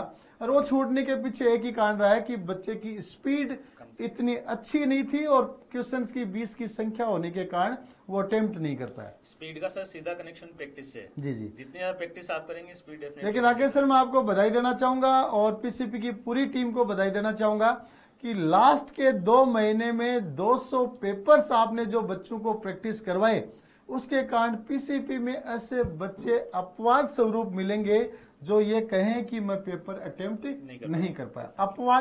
अपवाद मिल सकता है, लेकिन ऐसा बल्क कहीं नहीं मिलेगा जो कहे कि 200 क्वेश्चन के कारण मुझे समय कम मिला। एक सर, जब ये डेटा रेडी कर रहे थे तो मेरे दिमाग में एक ख्याल आया कि क्यों ना हम पिछले साल का पेपर चेक करें। तो सर पिछले साल के पेपर में बुकलेट में 41 पेजेस थे, इस साल की बुकलेट में 45 पेज थे। जी जी। तो डेफिनेटली 5 पेज सर उसी टाइम में, 4 पेज उसी टाइम में ज्यादा पढ़ना। जी जी। और वो भी सिर्फ पढ़ना ही नहीं है, रीड आउट नहीं करना, वहां से आंसर निकालना। बच्चा क्वेश्चन को एक बार ट्राई जरूर करेगा कि मैं इसको अटेम्प्ट कर सकता हूं कि नहीं। तो निश्चित रूप से समय तो एक्स्ट्रा कंज्यूम बच्चों का हुआ है, लेकिन जिन बच्चों ने खूब क्वेश्चन पेपर प्रैक्टिस किए हैं, उनके क्वेश्चन पेपर पूरा अटेम्प्ट आसानी से हुआ। अब एक नई और चीज आ जाती है, रिजर्वेशन।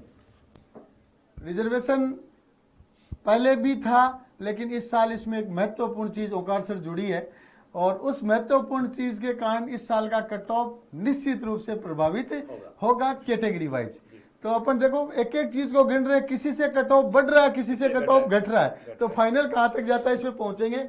रिजर्वेशन के बारे में आपने सेंट्रल गवर्नमेंट का ये नोटिफिकेशन जारी कर रखा है कि इस साल नया रिजर्वेशन में क्या हुआ है।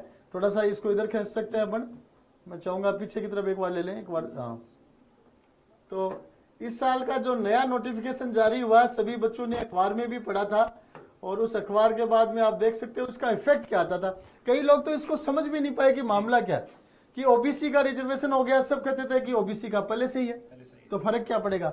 ईडब्ल्यूएस का रिजर्वेशन बढ़ गया, सब कहते थे ईडब्ल्यूएस तो पहले ही लागू था, लास्ट ईयर भी था, तो क्या फर्क पड़ा।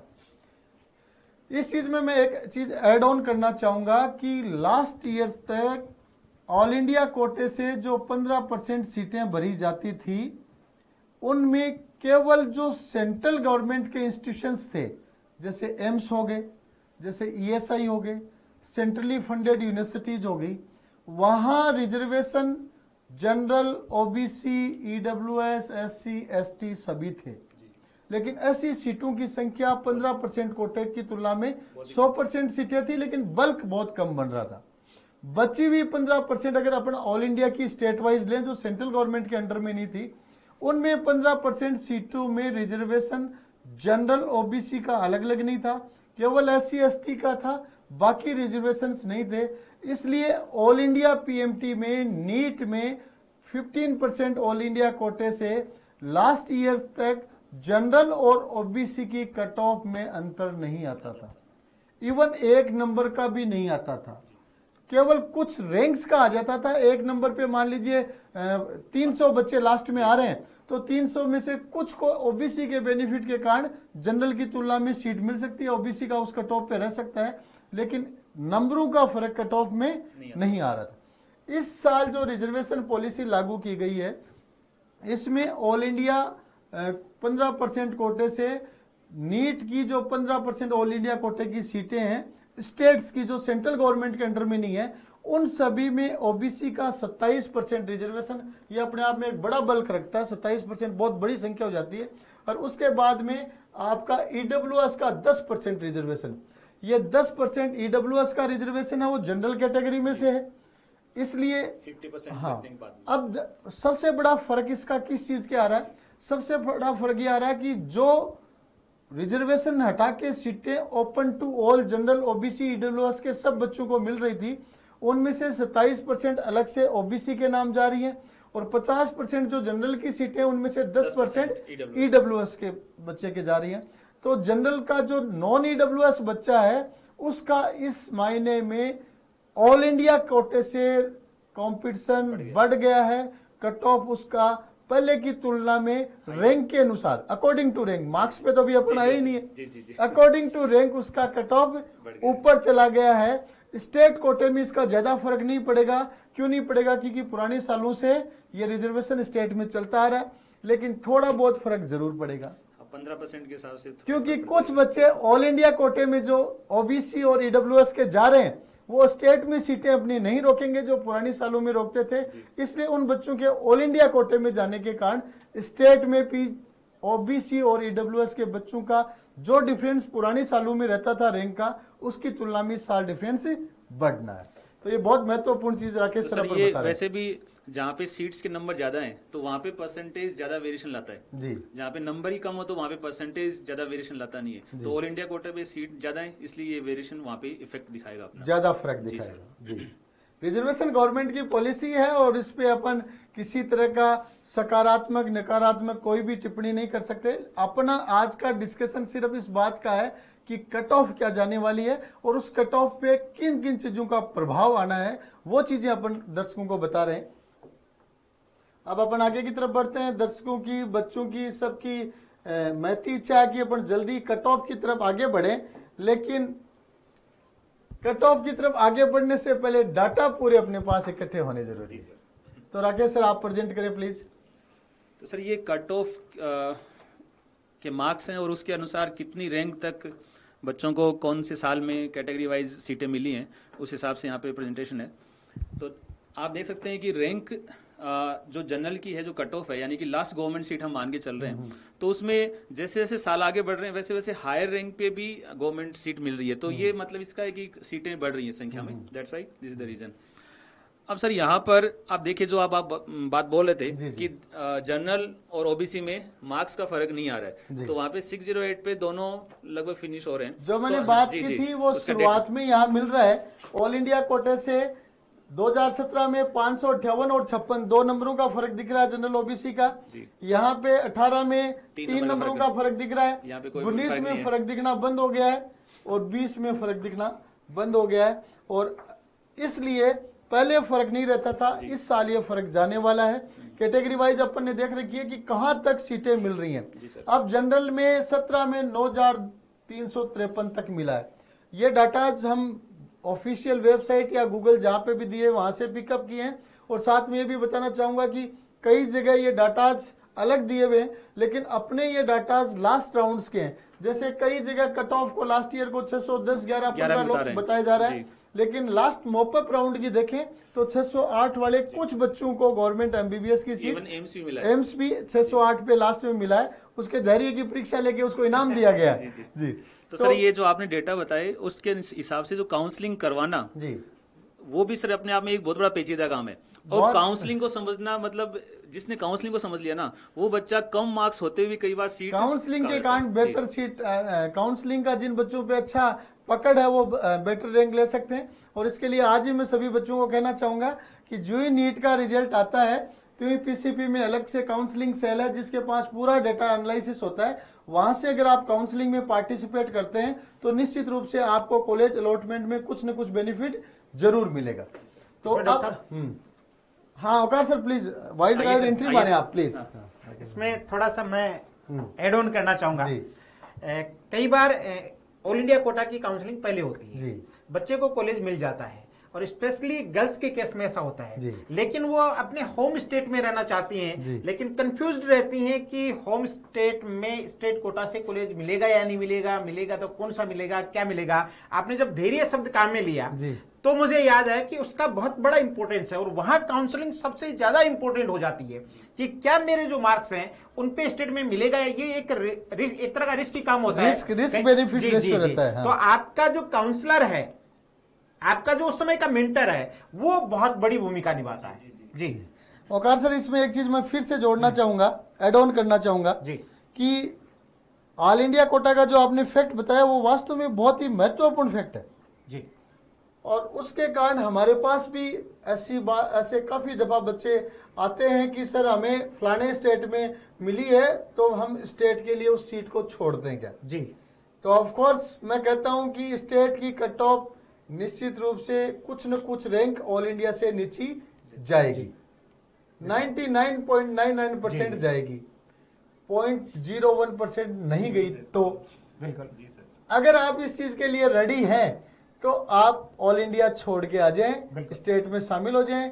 और अगर आपको लगता है कि नहीं मैं तो 100% मेरी सीट हाथ में आई हुई जानी नहीं चाहिए, तो सीट को पकड़ के बैठ जाना, छोड़ना मत। और इसलिए अक्सर अभिभावक बच्चे सीट को छोड़ना ऑल इंडिया कोटे को पसंद नहीं करते। और निश्चित रूप से एक ऐसा बच्चे की तैयारी और सारा दौर निकला होता है कि बाय द वे उसके छोड़ने वाले बच्चों की इसमें एक लॉजिक भी है। जैसे मैंने काउंसलिंग की वैसे और लोग भी काउंसलिंग करते हैं कि स्टेट की कुछ न कुछ तो नीचे जाती है। सपोज करो कि ऐसी काउंसलिंग के कारण छोड़ने वालों की संख्या बढ़ जाए तो स्टेट की कट ऑफ ऑल इंडिया से ऊपर भी जा सकती है। इसलिए अक्सर बच्चे ऑल इंडिया सीट को छोड़ते नहीं है और छोड़ने की बजाय वो अपनी सीट को रखते हैं और रखने के कारण स्टेट में 1-2 नंबर कम वाले बच्चों को भी कॉलेज मिल सकता है। तो अच्छी बातें, टू द पॉइंट अपने डिस्कशन चल रहे हैं। एक देखो और महत्वपूर्ण पॉइंट जिस पे मैं डिस्कस कर रहा था, 17 में 9353 रैंक तक ऑल इंडिया से जनरल से बच्चों को मिली, 18 में 10,600 पे जा रहे हैं, 19 में 13,000 पे जा रहे हैं और 20 में राकेश सर कितना डाटा है, 15,000 आ रहा है लगभग। यहाँ तक बच्चों को ऑल इंडिया कोटे से सीट्स मिल रही हैं। इसका दोनों ही कारण है कि मेडिकल कॉलेजेस की संख्या बढ़ी है और बढ़ने के कारण बच्चे स्टेट में ऑल इंडिया कोटे में अपने लोकेलिटी में भी रख रहे हैं और ऑल इंडिया कोटे से बच्चे कई जो छोड़ते हैं स्टेट के कारण, उसके कारण कट ऑफ पीछे तक थोड़ा सा लॉजिक इसके पीछे और भी है डॉक्टर साहब। आजकल क्या प्री मेडिकल के लिए कंबाइंड एग्जाम सिर्फ नीट ही होने लग गया, चाहे एम्स हो चाहे एफएमसी हो, तो उस वजह से भी एम्स की सीटें एग्जैक्टली बहुत लॉजिकल बात औकार सर आपने कही कि एम्स की सारी सीटें यहाँ डायरेक्टली जुड़ गई। बाकी कॉलेजेज में तो 15%, बहुत महत्वपूर्ण चीज है, बहुत सारे लोगों को शायद पता है कि नहीं, बाकी कॉलेजेस की तो 15% ऑल इंडिया कोटे से भरी जाती है, लेकिन सेंट्रल गवर्नमेंट के जितने भी मेडिकल इंस्टीट्यूशंस हैं उनकी 100% सीटें ऑल इंडिया कोटे से ही भरी जाती है। यही बड़ा डॉक्टर साहब, इसमें मैं बताना चाहूंगा कि इसके ऊपर हमने लास्ट काउंसलिंग में एक डिटेल एनालिसिस किया था। तो आप हमारे यूट्यूब और फेसबुक चैनल पे जाके जो सीट एम्स में बढ़ी हैं, तो अपने जो last time cut off predict की थी उसमें उसका डिटेल एनालिसिस हमने किया था। तो वहां से भी बच्चे ये पता कर सकते हैं कि जो सीटें हैं उसका जो डिस्ट्रीब्यूशन है वो किस तरह से। जी। लेकिन एक चीज उससे और भी निकल के आई थी जिसपे डेप्थ में एनालिसिस करना पड़ा था कि ऑल इंडिया कोटे से जो एम्स में बच्चा जा रहा है वो उस टाइम एम्स काउंसलिंग से एम्स में जा रहा है, वो ऑल इंडिया कोटे की सीटें छोड़ भी रहा था। राइट। अब अपन महत्वपूर्ण डिस्कशन की तरफ आगे बढ़ते हैं और मैं चाहूंगा ओंकार सर, आप इस कट ऑफ वाली जो बात है उसको रिलीज करने से पहले थोड़ा बच्चों को मोटिवेट करें, भविष्य के लिए मोटिवेट करें। चलिए हम अनाउंस करें उससे पहले जो बच्चे देख रहे हैं उनसे मैं चाहूंगा कि आप कमेंट करके बताएं कि अकॉर्डिंग यू ये क्या हो सकती है। बहुत हम अच्छा कमेंट जानना चाहेंगे। चलो देखिए आप एक बार कमेंट करके बताएं। अपन जनरल और ओबीसी पे कमेंट पे ज्यादा आ जाएंगे क्योंकि उसमें मैक्सिमम नंबर ऑफ स्टूडेंट्स होते हैं। तो जनरल और ओबीसी में 2021 ऑल इंडिया कोटा से कट ऑफ रहने की संभावना क्या है, ये प्लीज आप कमेंट बॉक्स में बताएं। अगर पेरेंट्स देख रहे हैं, स्टूडेंट्स देख रहे हैं, टीचर्स देख रहे हैं या जो भी इस फील्ड की जानकारी रखते हैं, कि हो सकता है आपने एग्जाम नहीं दिया हो, आपके परिवार में किसी ने दिया हो, घर में कई अभिभावकों की जानकारी इतनी गहराई तक है कि संस्था संचालकों से 2 कदम आगे हैं। बिल्कुल सही कह रहे हैं। मेरे कुछ अभिभावक इंजीनियरिंग की काउंसलिंग में इतने एक्सपर्ट हो गए थे, टीचर्स थे वो। जी। तो मैंने नेक्स्ट ईयर उनको काउंसलिंग के लिए उनको बुलाया कि छुट्टी के बाद आप 2-2 घंटे समय याद दिया करो। बिल्कुल। क्योंकि कुछ अभिभावक थे जिन्होंने लास्ट राउंड तक जेई में काउंसलिंग कराई और उनको एक एक चीज का बहुत बारीकी से होगा क्योंकि जेई के लास्ट राउंड में बच्चों को बेनिफिट ठीक मिलता है। तो उनसे भी मैं कहना चाहूंगा कि वो कमेंट करके बताएं कि इस साल कट ऑफ क्या रहने वाली है। आप चाहे फेसबुक पे देख रहे हैं चाहे यूट्यूब पे देख रहे हैं, कृपया कमेंट करके बताएं कि इस साल कट ऑफ क्या जाने की संभावना है। और साथ में ये भी मैं कहना चाहूंगा कि फेसबुक और यूट्यूब के इस लाइव में आप शेयर जरूर करें ताकि ज्यादा से ज्यादा बच्चों तक ये लाइव पहुंच सके। महेंद्र चौधरी कह रहे हैं 610, विकी कुड़ी कह रहे हैं 600, ओबीसी 598, दीपक यादव कह रहे हैं ओबीसी 580। अब देखो इसमें जिसका जैसा मामला बन पड़ा है निश्चित उसी के अकॉर्डिंग ये एग्जिट पोल है। चुनावों के पहले और बाद में वोट डलने के बाद एग्जिट पोल टीवी चैनल्स करते हैं, अखबार वाले करते हैं। तो देखते हैं किसका एग्जिट पोल कितना। पूर्वा ने लंबी रेंज दे दी है, 580 से 600 तक दे दी जी। धर्मा भोजक जी 587 दे रहे हैं और दीपक यादव ओबीसी 575 दे रहे हैं। आजकल 700 का नाम आने लग गया है। जी और दीपक यादव ओबीसी 575 बता रहे हैं, जनरल 590 बता रहे हैं, विनोद न्योल 590 बता रहे हैं, जसवंत सिंह यादव 595 बहुत मजा आएगा लास्ट में। बस अब हम कट ऑफ अनाउंसमेंट के नजदीक हैं। आप अपना इतना लाइव आपने सुना है तो अपना ओपिनियन जरूर बताएं कि आप कहां तक इसकी अभी तक आप पहुंचे हैं। जसवंत सिंह जी 595 600 ओबीसी बता रहे हैं, ओम प्रकाश पुनिया 605 बता रहे हैं, हिमांशु चौधरी 595 बता रहे हैं। हमारा कट ऑफ यहाँ लिखा हुआ है इसलिए आपके कमेंट से चेंज वो नहीं होने वाला क्योंकि पीडीएफ फाइल बनी हुई है। लेकिन हम चाहेंगे कि आप क्या सोच रहे हैं ताकि उसके अनुसार सुनो सबकी करो मन की। हाँ। तो हम तो मन की करके आए हैं। वो पीडीएफ आगे स्लाइड में लिखा हुआ है। और इधर वीरेंद्र जी चौधरी साहब 590 बता रहे हैं, हिमांशु सिंह जी चौधरी हैं वो 595 बता रहे हैं, ओम प्रकाश जी पूनिया 605 बता रहे हैं, मनीष बुरिया 595 से 590 से 95 बता रहे हैं, हिमांशु सिंह चौधरी 595 बता रहे हैं। और केमिस्ट्री फैकल्टी ओंकार सर के फैन है बाबूलाल जी मेहरिया साहब 590 बता रहे हैं, सीताराम शेषमा 600 ओबीसी की बता रहे हैं। एसटी डाटा तो बेटा इसमें मिस हो रखे हैं और जो एससी का हमने बताया उससे एसटी का डाटा कम ही जाना है, उससे कट ऑफ कम जानी है। और विनोद डालनवास जी 605 बता रहे हैं जनरल की, नौपाराम जी 20 नंबर कम बता रहे हैं नौपाराम जी। और नौपाराम जी ने स्टडी काफी कर ली, शायद यूट्यूब चैनल काफी सर्च कर लिया जहां से 20 नंबर की बातें आ रही हैं। महिपाल जी मांडिया 580 बता रहे हैं। क्लासमेट महिपाल, अब तेरे को क्या पता, ये मेरे क्लासमेट रहे हुए हैं उस टाइम के, मेडिकल लाइन में ही है, हो सकता है बच्चे आ गए हों। हिमांशु जी 595 बता रहे हैं, स्वदेश बेनीवाल जनरल 615 बता रहे हैं, रजनीश जिंजा, अरे जिंजा हमारा डॉक्टर ओबीसी 600 बता रहा है, जनरल 605 बता रहा है, सुमित्रा बुर्डक है वो 500, सी से 600, और भगवती महर्षि ने 654 नंबर बनाए, it's good, really good. Manish Bhuria 590 से 95, बाबूलाल जी मेरिया 590। और ये तो एक तरह मेले में जैसे लोग अपना वो तो योगदान देते हैं, आर्थिक उनका अनाउंसमेंट होता है, वैसे अनाउंसमेंट हो रहा है। आपका भी ये आर्थिक योगदान नहीं है, मनोबल का योगदान है, और ये मनोबल का योगदान आर्थिक योगदान से भी बड़ा है। तो मैं कुछ नाम और बोल दूं, फिर अपन फाइनल पे आते हैं। हरिनाथ जी 608 नंबर पे 220 में थैंक यू रैंक थी, बहुत बढ़िया। महेंद्र जी चौधरी बोल रहे हैं 610, बाबूलाल जी मेरिया 590, ये रिपीट होने लग गए हैं शायद नंबर। और अभी विक्की कुड़ी 600 598 जनरल ओबीसी की बता रहे हैं, और महेंद्र बलौदा 600 620 बता रहे हैं, मांडोता के नरेश जी 580 600 बता रहे हैं, और इधर बजरंग लाल जी फरडोलिया 605 बता रहे हैं, तरुण जाट 590 600 बता रहे हैं, और इधर राजेंद्र सिंह जी गढ़वाल बिजली बोर्ड वाले 590 बता रहे हैं, और नरेंद्र कुमार जी सामा तो 600 प्लस बता रहे हैं। राजेंद्र जी वाला सटीक भी जा सकता है कि उनके बड़े भाई पिपराली रोड पे हॉस्टल चलाते हैं, तो तजुर्बा है उनको, तजुर्बा है, अनुभव बोलता है। जी जी जी जी। तो बहुत अच्छे कमेंट्स आ रहे हैं। राजेश कुमार सैनी 550 बता रहे हैं, विनोद जी चौधरी 580, देवंदा जी 590, महेंद्र सिंह जी डूडी 595, रामकिशोर जी कुमाऊं 600 प्लस। एक चीज ओंकार सर मैं देखना चाहूंगा कि बताना चाहूंगा कि परसों और कल के दिन में लोग कट ऑफ 570-80 बता रहे थे। ये सही कह रहे हो, ये डे बाई डे बढ़ती जा रही है। परसों और कल के दिन में जिनसे भी हम सुन रहे थे, वो कोई कहता था 580 पे कट ऑफ जारी है, कोई 570 पे बता रहे, लेकिन आज 690 600 प्लस पे काफी लोग आ चुके हैं। डिस्कशन सिर्फ घर के डाइनिंग हॉल में हुआ था, अब गांव की चौपाल पे जब डिस्कशन होने लगा है। एक और महत्वपूर्ण चीज आती है कि जब बच्चा पेपर एग्जाम हॉल से निकलता है तो अपना टेंटेटिव नंबर बताता है, पापा 650 नंबर है, मम्मी 680 नंबर है, पापा 700 नंबर है, कोई 2-4 गलत हो सकते हैं, लेकिन जो आंसर की मैचिंग होती है, चेक होती है, त्यों नंबर नीचे आते जाते हैं और कट ऑफ भी डाउन होने लग जाती है। लेकिन ओवरऑल जो शुरुआत में बच्चों का रेस्पॉन्स आया, निश्चित रूप से पेपर के प्रति टफ लेवल बता रहे थे, लेकिन अपन ने जो एनालिसिस किया, उस एनालिसिस को मैं शॉर्ट में एक बार फिर से रिपीट करना चाहूंगा। इस साल के पेपर में फिजिक्स का पेपर टफ बताया गया, लेकिन हमने सेक्शन ए और बी दोनों को देखा। सेक्शन ए में 5 क्वेश्चन टफ थे, सेक्शन बी में 5 क्वेश्चन टफ थे, 50 में से 40 थे। सेक्शन बी में आपको 15 में से 10 करने थे, इसलिए उस टफ का कोई फर्क नहीं पड़ता।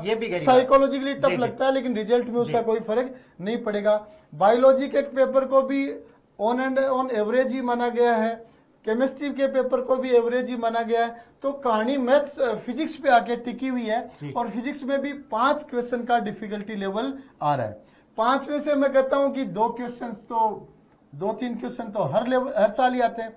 इस साल दिखने में टोटल 10 हार्ड हो गए थे, तो लगा बहुत भारी है, बहुत भारी है, बहुत हार्ड है, ये चीज बन गई, लेकिन एक्चुअल में इतना फर्क नहीं है। और जो मैंने बताया कि सेक्शन ए के 5 क्वेश्चन है, तो 1-2-3 क्वेश्चन तो हर साल ही टप 45 में से आते हैं। तो अब आप शायद कंक्लूजन की तरफ, दर्शक भी बढ़ रहे होंगे कि क्या कहना चाह रहे हैं और कितना कट ऑफ रहना चाह रहे हैं, तो थोड़ा सस्पेंस को अब अपन क्लियर करते हुए आगे बढ़ना चाहेंगे। इधर मैं 1-2 और नाम बता देता हूँ। सिरवी जी 689 नंबर खुद के बता रहे हैं, बधाइयाँ आपको एडवांस में। परमाराम 600 कट ऑफ बता रहे हैं। और अच्छा चलो एक बार, हाँ, दीपक यादव जी का एक कमेंट और कर देते हैं, कमेंट पे रिप्लाई कर देते हैं। ये भी एक महत्वपूर्ण मुद्दा है, बहुत ही करंट अफेयर्स। आजकल प्रिंट सिविल सर्विसेज की तैयारी शुरू करवाई है, तो करंट अफेयर्स पे बहुत बड़ा इंटरेस्ट आने लग गया, बहुत रुचि रहने लगी। तो कट ऑफ एनालिसिस करें उससे पहले एक महत्वपूर्ण क्वेश्चन आ गया, और मेरे शुरू में था कि इसको लास्ट में डिस्कशन करेंगे, लेकिन मैं भूल गया था। तो thanks Deepak Yadav for reminding the question. आपने लिखा सर पेपर लीक हुआ है, अब की बार कुछ नहीं कह सकते। तो आपने कमेंट अपनी तरफ से सटीक लिखा है। पहला क्वेश्चन अभिभावकों का ये आ रहा है, मेरे पास भी फोन आ रहे हैं, सभी टीम सभी संस्थानों के पास आ रहे होंगे, पढ़ाई दोबारा शुरू करनी है या इसी से काम चल जाएगा? जी। तो अभी मैंने सभी को एक ही रिप्लाई किया है कि 90% संभावना यह है कि जांच में जितने लोग दायरे में आएंगे उनको कंपटीशन से बाहर कर दिया जाएगा जी, और एग्जाम यथावत रहेगी। ये मेरा व्यक्तिगत मानना है, कोई फाइनल डिसीजन नहीं है, क्योंकि I am a person only, अपनी व्यक्तिगत साइकोलॉजी और ओपिनियन से बता रहा हूं। क्योंकि 16 लाख बच्चों का एग्जाम हुआ है, बहुत बड़े लेवल पे है, बड़ी मुश्किल से हुआ है। पता नहीं बच्चे फॉर्म भरने के लिए कितने लंबे से इंतजार कर रहे थे, तब जाके तो फॉर्म निकले और फिर फाइनली एग्जाम हुआ है। तो संभावना है कि 90% संभावना है कि एग्जाम दोबारा नहीं होगा। इसी के आधार पर रिजल्ट बनेगा और जांच में जितने कैंडिडेट्स के प्रूफ आते हैं जी।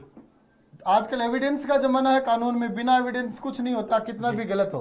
तो एविडेंस जहां मिलते हैं उन कैंडिडेट्स को बाहर किया जा सकता है। 10% संभावना अपन ये भी कह सकते हैं कि जो जांचें चल रही हैं, हो सकता है बहुत बड़ा मामला निकल कर आए, गिरोह बड़ा निकल कर आए, बड़ा ज्यादा इन्वॉल्वमेंट हो तो ये पॉसिबल, तो हो सकता है 10% में निर्णय कुछ भी हो सकता है। लेकिन एक अनऑफिशियल स्टेटमेंट औकार सर इस टाइम में देना चाहूंगा, जो मैं मेरे बच्चों को हर साल देता हूं जी।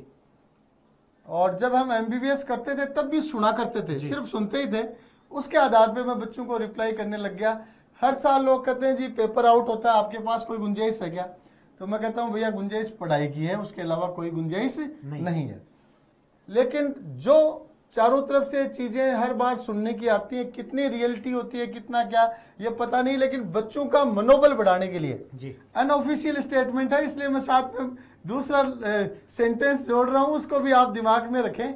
बच्चों का मनोबल बढ़ाने के लिए मैं कहता हूं कि हर साल 500 सीटें जो हैं वो किसी गिरोह के नाम आप मान के चल लो जी, वो उनकी रिजर्व्ड है जी। उसके बाद अपने पास कितनी सीटें पड़ी हैं जिनके लिए कंपटीशन ओपन है।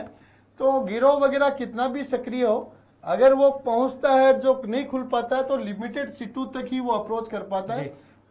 जो बच्चे अच्छी मेहनत कर रहे हैं उनके लिए ओपन सीटों की बड़ी संख्या है। इसलिए आज के दिन अपन इतना ही मान के चलें कि एग्जाम संभवतः नहीं होगा, 10% हो भी सकता है। और उसका रवैया क्या रहेगा, वो आने वाले 3-4 दिन के सिनेरियो में पुलिस की जांच में, एनटीए की रिएक्शन में, है ना, क्या स्टेट गवर्नमेंट के साथ सेंट्रल गवर्नमेंट का क्या रिएक्शन रहता है, उस पर डिसाइड होगा। तो अभी उस मुद्दे पे अपन सिर्फ इतना ध्यान रखें कि अभी संभावना नहीं है कि दोबारा होगी, आने वाले समय में इससे पर्दे उठेंगे। तो अब लास्ट अपन चलते हैं कट ऑफ पर होगा। तो सर सस्पेंस से पहले 2 शब्द कहें औकार सर प्लीज। अब तो सारे आतुर हो रहे हैं, तो मैं राकेश सर थोड़ा सा आप भी आके आ जाए, अनावरण पट्टिका पर सेंट्रल में आ जाए जी। हाँ तो लीजिए, आपके पिछले 1 साल 2 साल 3 साल जितना भी वक्त आपने तैयारी की है, उस तैयारी को एक पूर्वानुमान पीसीपी के माध्यम से इस मंच पर हम दे रहे हैं। अब तक जितनी भी बातें की गई वो सिर्फ इसलिए की गई कि हम जो कह रहे हैं उसका बेस क्या है, आधार क्या है। क्योंकि प्रिंस का हमेशा से ये मानना रहा है कि बात जो भी कही जाए उसके पीछे मजबूत तथ्य हो, तर्क हो और वैज्ञानिक आधार हो। तो किस बेस पर हमने ये कट ऑफ तैयार की है, उसका सारा साइंटिफिक बेस हमने आपके साथ साझा किया। तो डॉक्टर साहब अब चाहेंगे कि अब उस अनावरण पट्टिका पर से पर्दा हटाया जाए जिसका इंतजार 16 लाख स्टूडेंट्स को है। तो जैसा औकार सर अपन ने डिस्कशन किया कि फिजिक्स के पेपर की डिफिकल्टी लेवल का आंशिक असर रहेगा जी, लेकिन साथ में जनरल और ओबीसी और ईडब्ल्यूएस के रिजर्वेशन के कारण जनरल के कैंडिडेट्स पे इफेक्ट कंपैरेटिवली ज्यादा रहेगा। पेपर का ओवरऑल देखें तो 200 क्वेश्चन आ गए थे, तो बच्चों को समय भी कम, कुछ बच्चों को कम मिला हुआ है। इन सब चीजों की अगर एनालिसिस करें तो अपन, मैं अंत में फिर एक बार कहना चाहूंगा, ये हमारा पूर्वानुमान है जी जी। इसलिए बहुत सारे बच्चे जो देख रहे हैं, पूरी तरह नर्वस होने की जरूरत नहीं है, रहना लगभग इसके लगभग ही है। आप भी मेंटली तैयार रहेंगे। आपको सभी को उज्जवल भविष्य के लिए शुभकामनाएं, क्योंकि बहुत सारे बच्चे जैसे ये पट्टिका हटेगी ये मान लेंगे, यूं करेंगे yes yes I have done जी। लेकिन साथ में मैं ये कहना चाहूंगा कि अगर जो हम बताते हैं उससे कट ऑफ नीचे जाती है जी, तो सबके लिए बड़ी खुशी की बात है, और ज्यादा बच्चों को मौका मिलेगा। लेकिन यह है कि उससे क्या स्थिति रहती है, अपन 5 नंबर का रेंज इसमें दे रहे हैं, और हमारा ये मानना है, पीसीपी का ये मानना है कि कट ऑफ इन्हीं के बीच में रहेगी। तो औकार सर क्यों नहीं पर्दे को खोला जाए। बिल्कुल, और उससे पहले एक स्टेटमेंट मैं देना चाहूंगा जी। एज ए टीचर सर, जब हम क्लास में जाते हैं तो सुबह सुबह भगवान से ये आराधना करके चलते हैं कि हे ईश्वर, हमारे मुंह से गलती से भी कोई शब्द गलत ना निकल जाए, जी जी क्योंकि इंसान है, गलतियां होती रहती है। तो ये हम ऊपर वाले से मांग के जाते हैं कि हमारी बुद्धि को ठीक रखे और गलती से भी कोई स्टेटमेंट या जी, फिर जी। कोई डेटा, जी। ताकि बच्चे का कोई सवाल जी, गलत जी। ना हो जाए। फिर भी जो बहुत- बच्चे इस रेंज से बाहर हैं, है ना, वो बच्चे नर्वस नहीं हो, वो अपना आराध्य देव की पूजा पाठ ज्यादा कर सकते हैं, हो सकता है उनकी लेकिन सुन ली सर जाए। एक जी। चीज ये है कि जो हम अभी मैं चाह रहा हूँ कि ये जो चीज हम बता रहे जी। हैं वो ऊपर वाले हिस्से में ठीक है, लेकिन नीचे वाले हिस्से में और ज्यादा जाए, यानी जी। ईश्वर वाला पॉइंट हमारा जी, गलत जी, साबित जी, हो, प्रार्थना ये ईश्वर से हम प्रार्थना कर रहे इससे हैं। नीचे जाए, जो आपने बताया उससे नीचे जाइए, भगवान से प्रार्थना करेंगे। अब एनालिसिस फाइनल करके कट ऑफ की तरफ बढ़ते हैं, तो पर्दा में खोलता हूँ और ये पर्दा खुलना शुरू हो चुका है। बिल्कुल, मार्कर है, 280 लोगों की हाँ। व्यूअरशिप के साथ मार्कर स्लाइड की तरफ बढ़ता जा रहा है और व्हाट्स अबाउट नीट 2021 आ चुका है और आप देख रहे हैं कट ऑफ का अनाउंसमेंट होने जा रहा है और आपकी आंखों के सामने कट ऑफ आ रहा है। सबसे पहले जनरल कैटेगरी का और उसके बाद में ओबीसी का आएगा, क्योंकि इस साल ऑल इंडिया कोटे में, ये अनाउंसमेंट ऑल इंडिया कोटे का है। ऑल इंडिया कोटे से इस साल ओबीसी का फर्क रहना संभावित लग रहा है। बिल्कुल। और अब आ जाते हैं फाइनल स्क्रीन पे और कट ऑफ व्यूअरशिप भी डॉक्टर साहब लगातार बढ़ती जा रही है, जी, जी। 298 हो चुकी है। जी, चलो जी। 300 हो जाती जी, है, जी। उसके बाद में घोषणा करेंगे। तो 300 हो जाए, शेयर कर दें सभी। शेयर कर दें, तुरंत शेयर कर जी, दें जी। सब, क्योंकि इस लाइव का सबसे इंपॉर्टेंट पार्ट है। जी, और जिन मानवों ने लाइव को अभी तक शेयर नहीं किया, निश्चित रूप से जी। शेयर करें। 300 ये हो गए सर। 302 अच्छा हो गए प्रयास, सर, प्रधान अच्छा साहब। प्रयास के साथ हम चाहते हैं 302 स्कोर आगे की लोगों तरफ की बढ़ रहा है और आप देख सकते हैं 600 प्लस माइनस 5 जनरल कैटेगरी की कट ऑफ पीसीपी की तरफ से संभावित है। जो लोग 600 580 70 की कह रहे थे, लगता नहीं है, क्योंकि फिजिक्स का जो पेपर टफ बता रहे थे वो पेपर अपने आप में सेकंड ऑप्शन सेकंड सेक्शन के कारण ज्यादा प्रभावी नहीं रहा। इसलिए हमारा मानना है कि पिछले साल जो 608 कट ऑफ थी वो कट ऑफ इस साल 605 से 595 के बीच में, ध्यान रखें 600 प्लस माइनस 5 दिया गया है, क्योंकि ये आकलन है, गेस है, इसलिए 5 नंबर का रिजल्ट रखा है। 605 से 595 के बीच में जनरल कैटेगरी की कट ऑफ जाने की संभावना है। और अगर अपन ओबीसी की बात करें तो 595 प्लस माइनस 5 मतलब ओबीसी की कट ऑफ 600 नंबर भी जा सकती है, ऐसा हमारा आकलन है। तो मैं सभी स्टूडेंट से कहना चाहूंगा कि जो इस लाइव को देखकर प्रफुल्लित हो रहे हैं उनको मेरी एडवांस में शुभकामनाएं। जो लाइव को देखकर डिमोरलाइज हो रहे हैं उनको साथ में मैं ये कहना चाहूंगा, बिल्कुल भी डिमोरलाइज नहीं हो। नीट एक ऐसा एग्जाम है और कई बार मैं बच्चों को कहता हूं नीट वन वे है, एक तरफा रास्ता है। और कई बार बच्चा कोई रिपीटर मेरे पास आता है तो मैं कहता हूं कि देखो नीट ऐसा है जिसमें आगे खाई है पीछे कुआं है, अच्छा है थोड़ा जोर लगा के खाई को पार कर लिया जाए। नीट में जो बच्चा 400 450 नंबर प्लस चलता है वो निश्चित रूप से कंपटीशन के लायक योग्य माना जाने लग जाता है, और जो बच्चा 500 नंबर प्लस चलने लग जाता है वो नीट की तैयारी छोड़ता नहीं है। इसलिए जो भी बच्चे कट ऑफ के नंबर से लग रहा है कि हम पीछे हैं, बिल्कुल भी हारे नहीं, सोचे नहीं। पहली बात तो यह कि ऑफिशियल आना बाकी है, इसलिए ईश्वर से प्रार्थना करें कि इससे नीचे कट ऑफ जाए जी। दूसरी बात यह है कि सफलता है वो कभी भी फाइनल नहीं होती, अवसर हमेशा बने हुए रहते हैं और अवसर हमेशा बने रहते हैं। तो अगर आप अपने आप को चारों तरफ के आकलन में पीछे मान रहे हैं तो मैं आपको सजेस्ट करना चाहूंगा कि नीट का पेपर दोबारा होता है या नहीं होता है उस मामले को छोड़कर आप अपनी तैयारी वापस शुरू कर दें। और पीसीपी में 23 सितंबर से नीट के नए बैच शुरू हो रहे हैं, फ्रेश न्यू बैच शुरू हो रहे हैं, उसमें बच्चों का एडमिशन शुरू हो चुका है। आप सभी को इस लाइव के माध्यम से ओंकार से मैं कहना चाहूंगा जी, मैं थोड़ा सा आपसे ये जानना चाहूंगा कि 23 सितंबर की आपने घोषणा कर दी है नए बैचेज की जी। अब 23 सितंबर को पीसीपी में ही क्यों? जी। पहले आप ये बताएं, कट ऑफ की घोषणा कर दी जी। लेकिन ऊपर वाले की भी कुछ न कुछ लोगों को, क्योंकि बहुत सारी उत्सुकता है जी। पिछली बार एक बच्चे ने अपने यहाँ से केवीपी को ऑल इंडिया टॉप किया था, जी, जी। उस बच्चे के ऊपर सबकी नजरें लगी हुई जी। थी और अपने भी ये चाह रहे थे जी, कि जी। हमेशा उसके काला टीका निकालते थे कि जी, जी। किसी की नजर नहीं लग जाए, जी जी नजर ही टिकी रहे उसके जी, ऊपर जी। सबकी, लेकिन किसी की नजर नहीं लग जाए। जी जी तो थोड़ा सा सबको पता है। जी जी जी। तो देखो मेरा अनाउंसमेंट हमेशा ऑफिशियल का ही रहता है, ऑफिशियल अनाउंसमेंट जब आएगा तो सब लोगों को पता चलेगा। लेकिन पीसीपी के 2 स्टूडेंट्स ने अब तक की जो आंसर की जारी हुई है जी। उनके अनुसार 700 नंबर प्लस मार्क्स 2 बच्चों ने हासिल किए हैं। ये पीसीपी के लिए अपने आप में बड़ी अचीवमेंट है और मैं मानता हूं कि वो बच्चे निश्चित रूप से एम्स न्यू दिल्ली के दावेदार हैं। अच्छी स्कोरिंग उन बच्चों की रहने के साथ साथ पूरे सीकर के लिए भी वो बच्चे मोटिवेटिंग रहेंगे कि यहाँ से स्टूडेंट्स की बहुत अच्छी रैंक आती जा रही है और जब नीट का रिजल्ट आएगा तो निश्चित रूप से सीकर पीसीपी पे गर्व महसूस करेगा। जी डॉक्टर साहब, आप थोड़ी कंजूसी कर रहे हो बोलने में, मैं कर देता हूँ जी।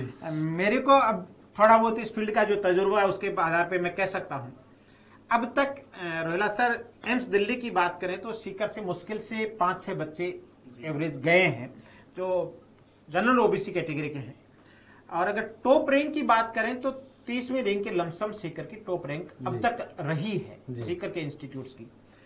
अगर ईश्वर ने चाहा, अगर सब कुछ ठीक रहा और बालाजी महाराज सिर पे बैठे कृपा रही जी, तो दोनों ही रिकॉर्ड तोड़े जाएंगे आपकी पीसीपी के द्वारा। जी थैंक यू सर। तो उम्मीद करते हैं कि बहुत अच्छी सक्सेस पीसीपी के स्टूडेंट्स की इस साल जाने वाली है। टॉप रैंक्स भी बहुत अच्छी जाएगी, उसके साथ number of students out of appeared students भी बहुत अच्छा जाएगा, क्योंकि जो ही एग्जाम लगा है हमारे लिए सबसे बड़ी सेटिस्फेक्शन की बात यह है कि पेरेंट्स और बच्चे चला चला के फोन कर रहे हैं, सर अच्छे मार्क्स बन रहे हैं और लास्ट में आपने जो जोर लगाया मैराथन दौड़ के लास्ट राउंड की तरह वो लाजवाब था, वो एक्स्ट्रा ऑर्डिनरी था और उसके कारण बहुत सारे बच्चों ने बहुत अच्छे मार्क्स बढ़ाए।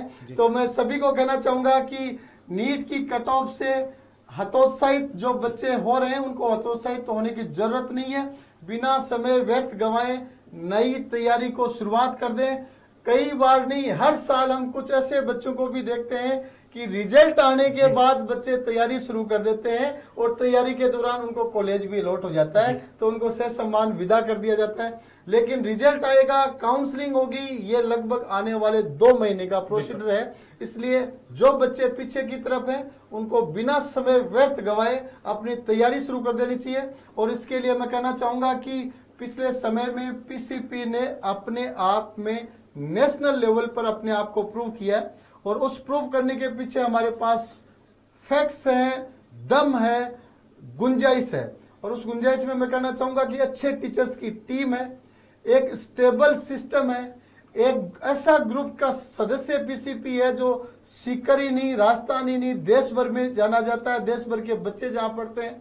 साथ में टीचिंग का सिस्टम अपने आप में इतना शानदार है कि साल भर बच्चा क्या पढ़ेगा ये बच्चों तक होता है। और कोविड के दौरान ओकार सर मैं बताना चाहूंगा कि पीसीपी सीकर की उन कोचिंग संस्थाओं में थी जिन्होंने टारगेट नीट के बच्चों का सबसे पहले सिलेबस कंप्लीट करवाया था। जी, सिलेबस के दौरान बच्चे कुछ कहते थे सर थोड़ी स्पीड ज्यादा है, तो मैंने कहा 2 ही काम होंगे, या तो सिलेबस टाइम पे कवर होगा या फिर आपको केवल संतुष्ट करके सिलेबस को लास्ट तक ले जाएंगे। बच्चों ने कहा सिलेबस पे टाइम पे होने का अपना महत्व है, तो बहुत अच्छी तरह से सिलेबस आगे बढ़ा। एक बात और ऐड ऑन करना चाहूंगा, जब इन दिनों एडमिशन का सीजन चल रहा है, बच्चे आते हैं और डायरेक्ट 12th पे एडमिशन के लिए भी बहुत सारे बच्चे आते हैं।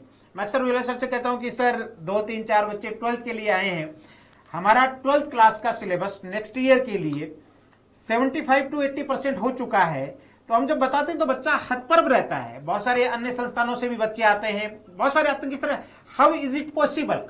हम ये कहते हैं कि ये हमारी डीएसपी के कारण हुआ है, हमारे डे बाय डे शेड्यूल के कारण हुआ है, चाहे हमने उनको ऑनलाइन पढ़ाया हो, किसी भी रूप में पढ़ाया हो, 80% सिलेबस हम करवा चुके हैं। फिर भी रोहिला सर कहते हैं बच्चा अच्छा है तो अपन मैनेज कर सकते हैं क्योंकि 31 अक्टूबर तक सिलेबस कंप्लीट हो जाएगा और उसके बाद शुरू हो जाएगा। हाँ, और उसमें भी 11th और 12th दोनों रिवाइज करवाएंगे। और यही वजह है कि 12th के साथ सिलेक्शन की सबसे ज्यादा पॉसिबिलिटी हमारे यहाँ होती है। इसके पीछे जो मूल बेस है कि 12th में आने के बाद भी 11th और 12th दोनों हम रिपीट करवाते हैं। जी औकात सर, इसमें एक चीज फिर मैं जोड़ना चाहूंगा। कुछ दिनों पहले मैं अपनी डिफेंस एकेडमी में था तो अभिभावक एडमिशन के लिए आए और उन्होंने कहा जी सिलेबस तो आपके यहाँ आगे बढ़ चुका है जी।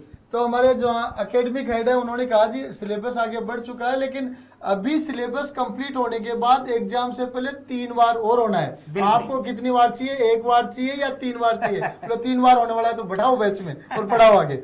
वही स्थिति पीसीपी में है कि टाइमली सिलेबस होना, डे टू डे प्लान करना और अच्छे अनुशासन के साथ आगे बढ़ना। आज के दिन मैं खुले तौर पे स्वीकार करना चाहूंगा कि नीट जेई की कोचिंग इंडस्ट्री ऐसी है जिसमें बहुत जगह अनुशासन देखने को नहीं मिलता, चाहे वो टीचर्स हो चाहे बच्चे हो। और जहां अनुशासन देखने को नहीं मिलता, चाहे टीचर्स हो बच्चे हो, वहां बच्चों को वो आउटपुट नहीं दिया जा सकता जो प्रैक्टिकली दिया जाना चाहिए। पीसीपी में चाहे टीचिंग फैकल्टी हो चाहे स्टूडेंट्स हो, सबको अनुशासन की प्रोटोकॉल को फॉलो करना कंपलसरी है। कोई भी टीचर हो, कोई भी सीनियर डेजिग्नेशन, चाहे वो मैं हूं, चाहे हमारे अधीनस्थ टीम मेंबर हो, चाहे कोई भी स्टूडेंट हो।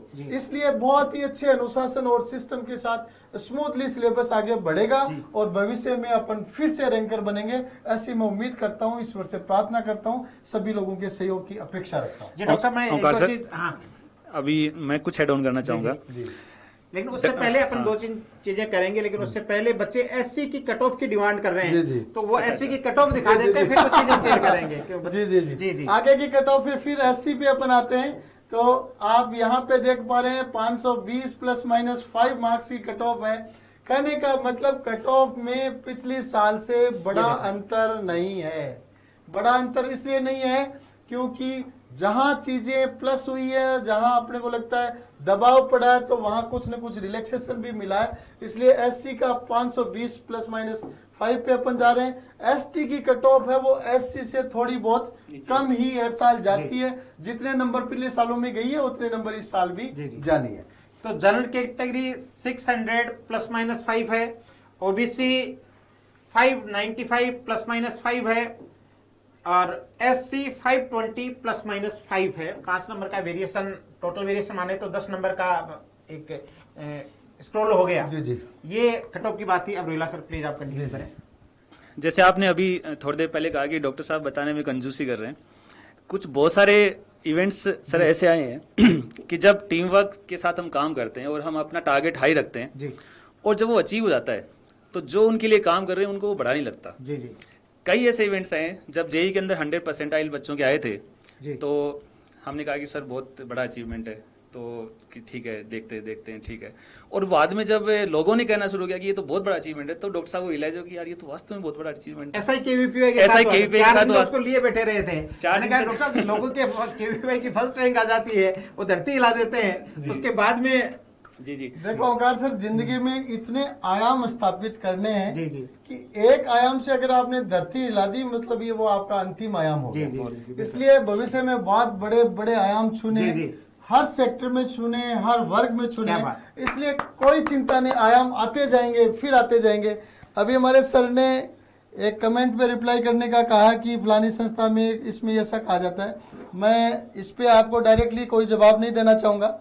मैं सिर्फ एक ही चीज कहना चाहूंगा, कौन सी संस्था में क्या दिया जाता है, क्या नहीं दिया जाता, ये सब उनका अपना अधिकार क्षेत्र है जी, बिल्कुल। इसलिए उनसे अपन कोई कंपैरिजन नहीं करेंगे। मैं तो ये कहूंगा पीसीपी अपने आप में यूनिक थी, यूनिक है और यूनिक रहेगी। पीसीपी हमेशा अपनी पॉलिसी से आगे चलती है और वो पॉलिसी फाइनली रिजल्ट में बदलते हैं। हम बच्चों को अच्छी टीम, अच्छा माहौल, अच्छा अनुशासन और अच्छी सुविधाएं ये सारी देते हैं और इन सब को और बेहतर देने का हमारा प्रयास बराबर चलता रहेगा। निश्चित रूप से आप सभी का स्नेह सहयोग इसी तरह से बना रहेगा और हम उत्तरोत्तर इसी तरीके से सीकर को, राजस्थान को गौरवान्वित करते रहेंगे। ओंकार सर, मैं चाहूंगा अब आप समार करें, बहुत लंबा करते हैं, समार करते हैं, बहुत लंबा हो गया। तो आप सभी को बहुत बहुत शुभकामनाएं जो इस कट ऑफ के दायरे में आ रहे हैं, नहीं आ रहे हैं उनके लिए कहना चाहूंगा नीट हर साल होना है। एक असफलता अंतिम नहीं होती है, आप प्रयास करें और ऐसा कहते हैं कि जिंदगी में जब कभी आपको असफलता मिले तो आप अपने तरीके बदलें, इरादे नहीं बदलें। इरादा वही रखें। पेड़ भी कभी अपनी जड़ें नहीं बदलता है, सिर्फ पत्ते बदलता है। पत्ते पतझड़ में झाड़ देता है, नए पत्ते आ जाते हैं। औकार सर, मैं एक चीज और ऐड ऑन कर देता हूं क्योंकि देखने वालों में वैसे बच्चे भी होंगे जी। नीट में अगर आप रेंज में चल रहे हैं और कट ऑफ से बाहर हो चुके हैं और आप में अच्छा जोश है, तो मैं कहूंगा उस जोश आप में कम हो चाहे ज्यादा हो, वापस लगे रहें, क्योंकि मेडिकल कॉलेज में जाने के बाद आप 12वीं के साथ आ रहे हैं या 3 साल के रिपीटर हैं, ये कोई पता नहीं रहता। हमारे जमाने में रिपीटर्स का दौर बहुत ज्यादा रहता था, तो हमारे जो सीनियर जो लोग आते थे, मल्टीपल रिपीटर्स आते थे, वो भी फ्रेशर की तरह ही वहां रहते थे। एक ही चीज होती थी, हम उनको भाई साहब कहने लग जाते थे। तो रिपीटर्स का कोई इश्यू नहीं होता। मेडिकल कॉलेज में पहुंचने के बाद आप सभी बराबर हैं, फिर से प्रयास शुरू कर दें। जी डॉक्टर साहब, एक चीज मैं और कहना चाहूंगा कि जो बच्चे मार्जिनल केस के हैं, या जिनको ये लगता है कि मैं तो 520 पे अटक गया, 30 पे अटक गया, 50 पे अटक गया, 60, 70, 80 पे अटक गया, उन लोगों के लिए पीसीपी ने बहुत अच्छी स्कॉलरशिप लॉन्च कर रखी है आपके इन परसेंटेज के बिहाफ पर। क्योंकि बहुत बार बच्चा तैयारी करते करते मन से भी टूट जाता है और परिवार आर्थिक रूप से भी डॉक्टर साहब कई बार टूट सा जाता है। बच्चे को 2 साल हो गए, 3 साल हो गए, हमारी भी सीमाएं हैं। जब अच्छी क्वालिटी आपको देनी है, अच्छे रिसोर्सेज देना है, अच्छी फैकल्टीज देनी है, अच्छा माहौल देना है, तो हमारी भी अपनी सीमा है। लेकिन फिर भी हम ये चाहते हैं कि कोई भी बच्चा नजदीक जाकर के इस वजह से नहीं रहे कि वो इस रूप में परेशान है। तो बहुत अच्छी स्कॉलरशिप है, अभी आपको कमेंट बॉक्स में वो औकात सर मैं ओपन अनाउंसमेंट ही साथ में कर देता हूं। जैसा एग्जाम होते अगले दिन हमने स्कॉलरशिप स्कीम को अपडेट किया, और उसमें हमने ये किया कि जो बच्चा नीट 2021 में जनरल या ओबीसी कैटेगरी में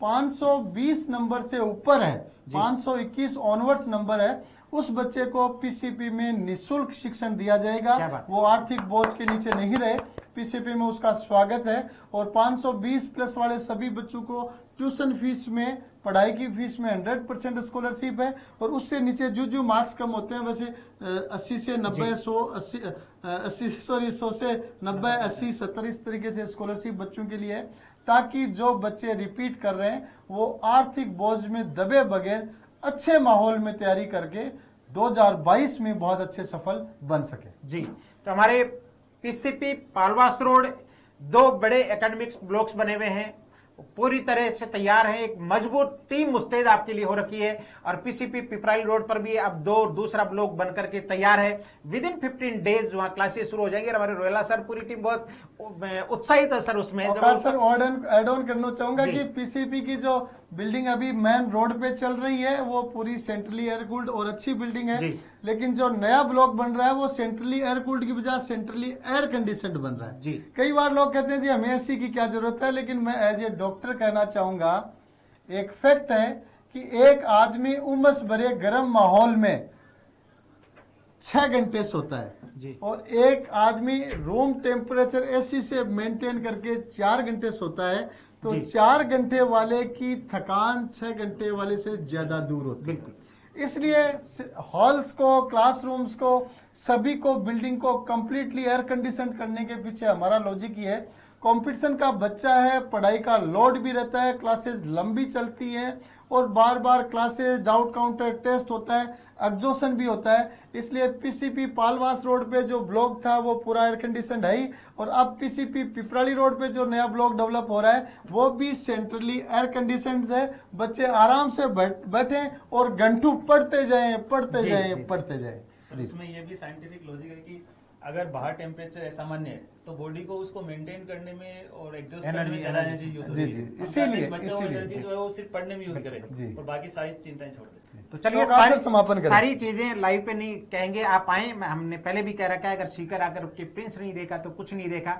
आप आए, विजिट करें, देखें, फैकल्टी से मिले, सिस्टम से मिले, काउंसलर से मिले, मैनेजमेंट से मिले, माहौल से मिले, हर चीज से मुखातिब हो। और उसके बाद, क्योंकि मैं अक्सर एक बात कहता हूं कि आदमी अगर मटका भी खरीदता है तो उसको डॉक्टर साहब बजा करके देखता है, 20 रुपए के मटके को भी, सब्जी को भी 4 जगह भाव करके पूछता है। इसलिए ये आपके बच्चे के भविष्य का सवाल है। अगर आप स्टूडेंट हैं तो आपके भविष्य का सवाल है। मैं आमंत्रण देना चाहूंगा आप सभी को पीसीपी विजिट का। आपने इस लाइव को देखा, शेयर किया, कमेंट्स किए और बड़ी उत्सुकता के साथ देखा। 300 लोग एवरेज देख रहे थे। ये इस बात को साबित करता है कि डॉक्टर साहब पीसीपी जो कहती है उस चीज पर लोगों का भरोसा धीरे धीरे बढ़ता जा रहा है। आपके इस भरोसे को नमन करते हुए नमस्कार, धन्यवाद, जय हिंद, जय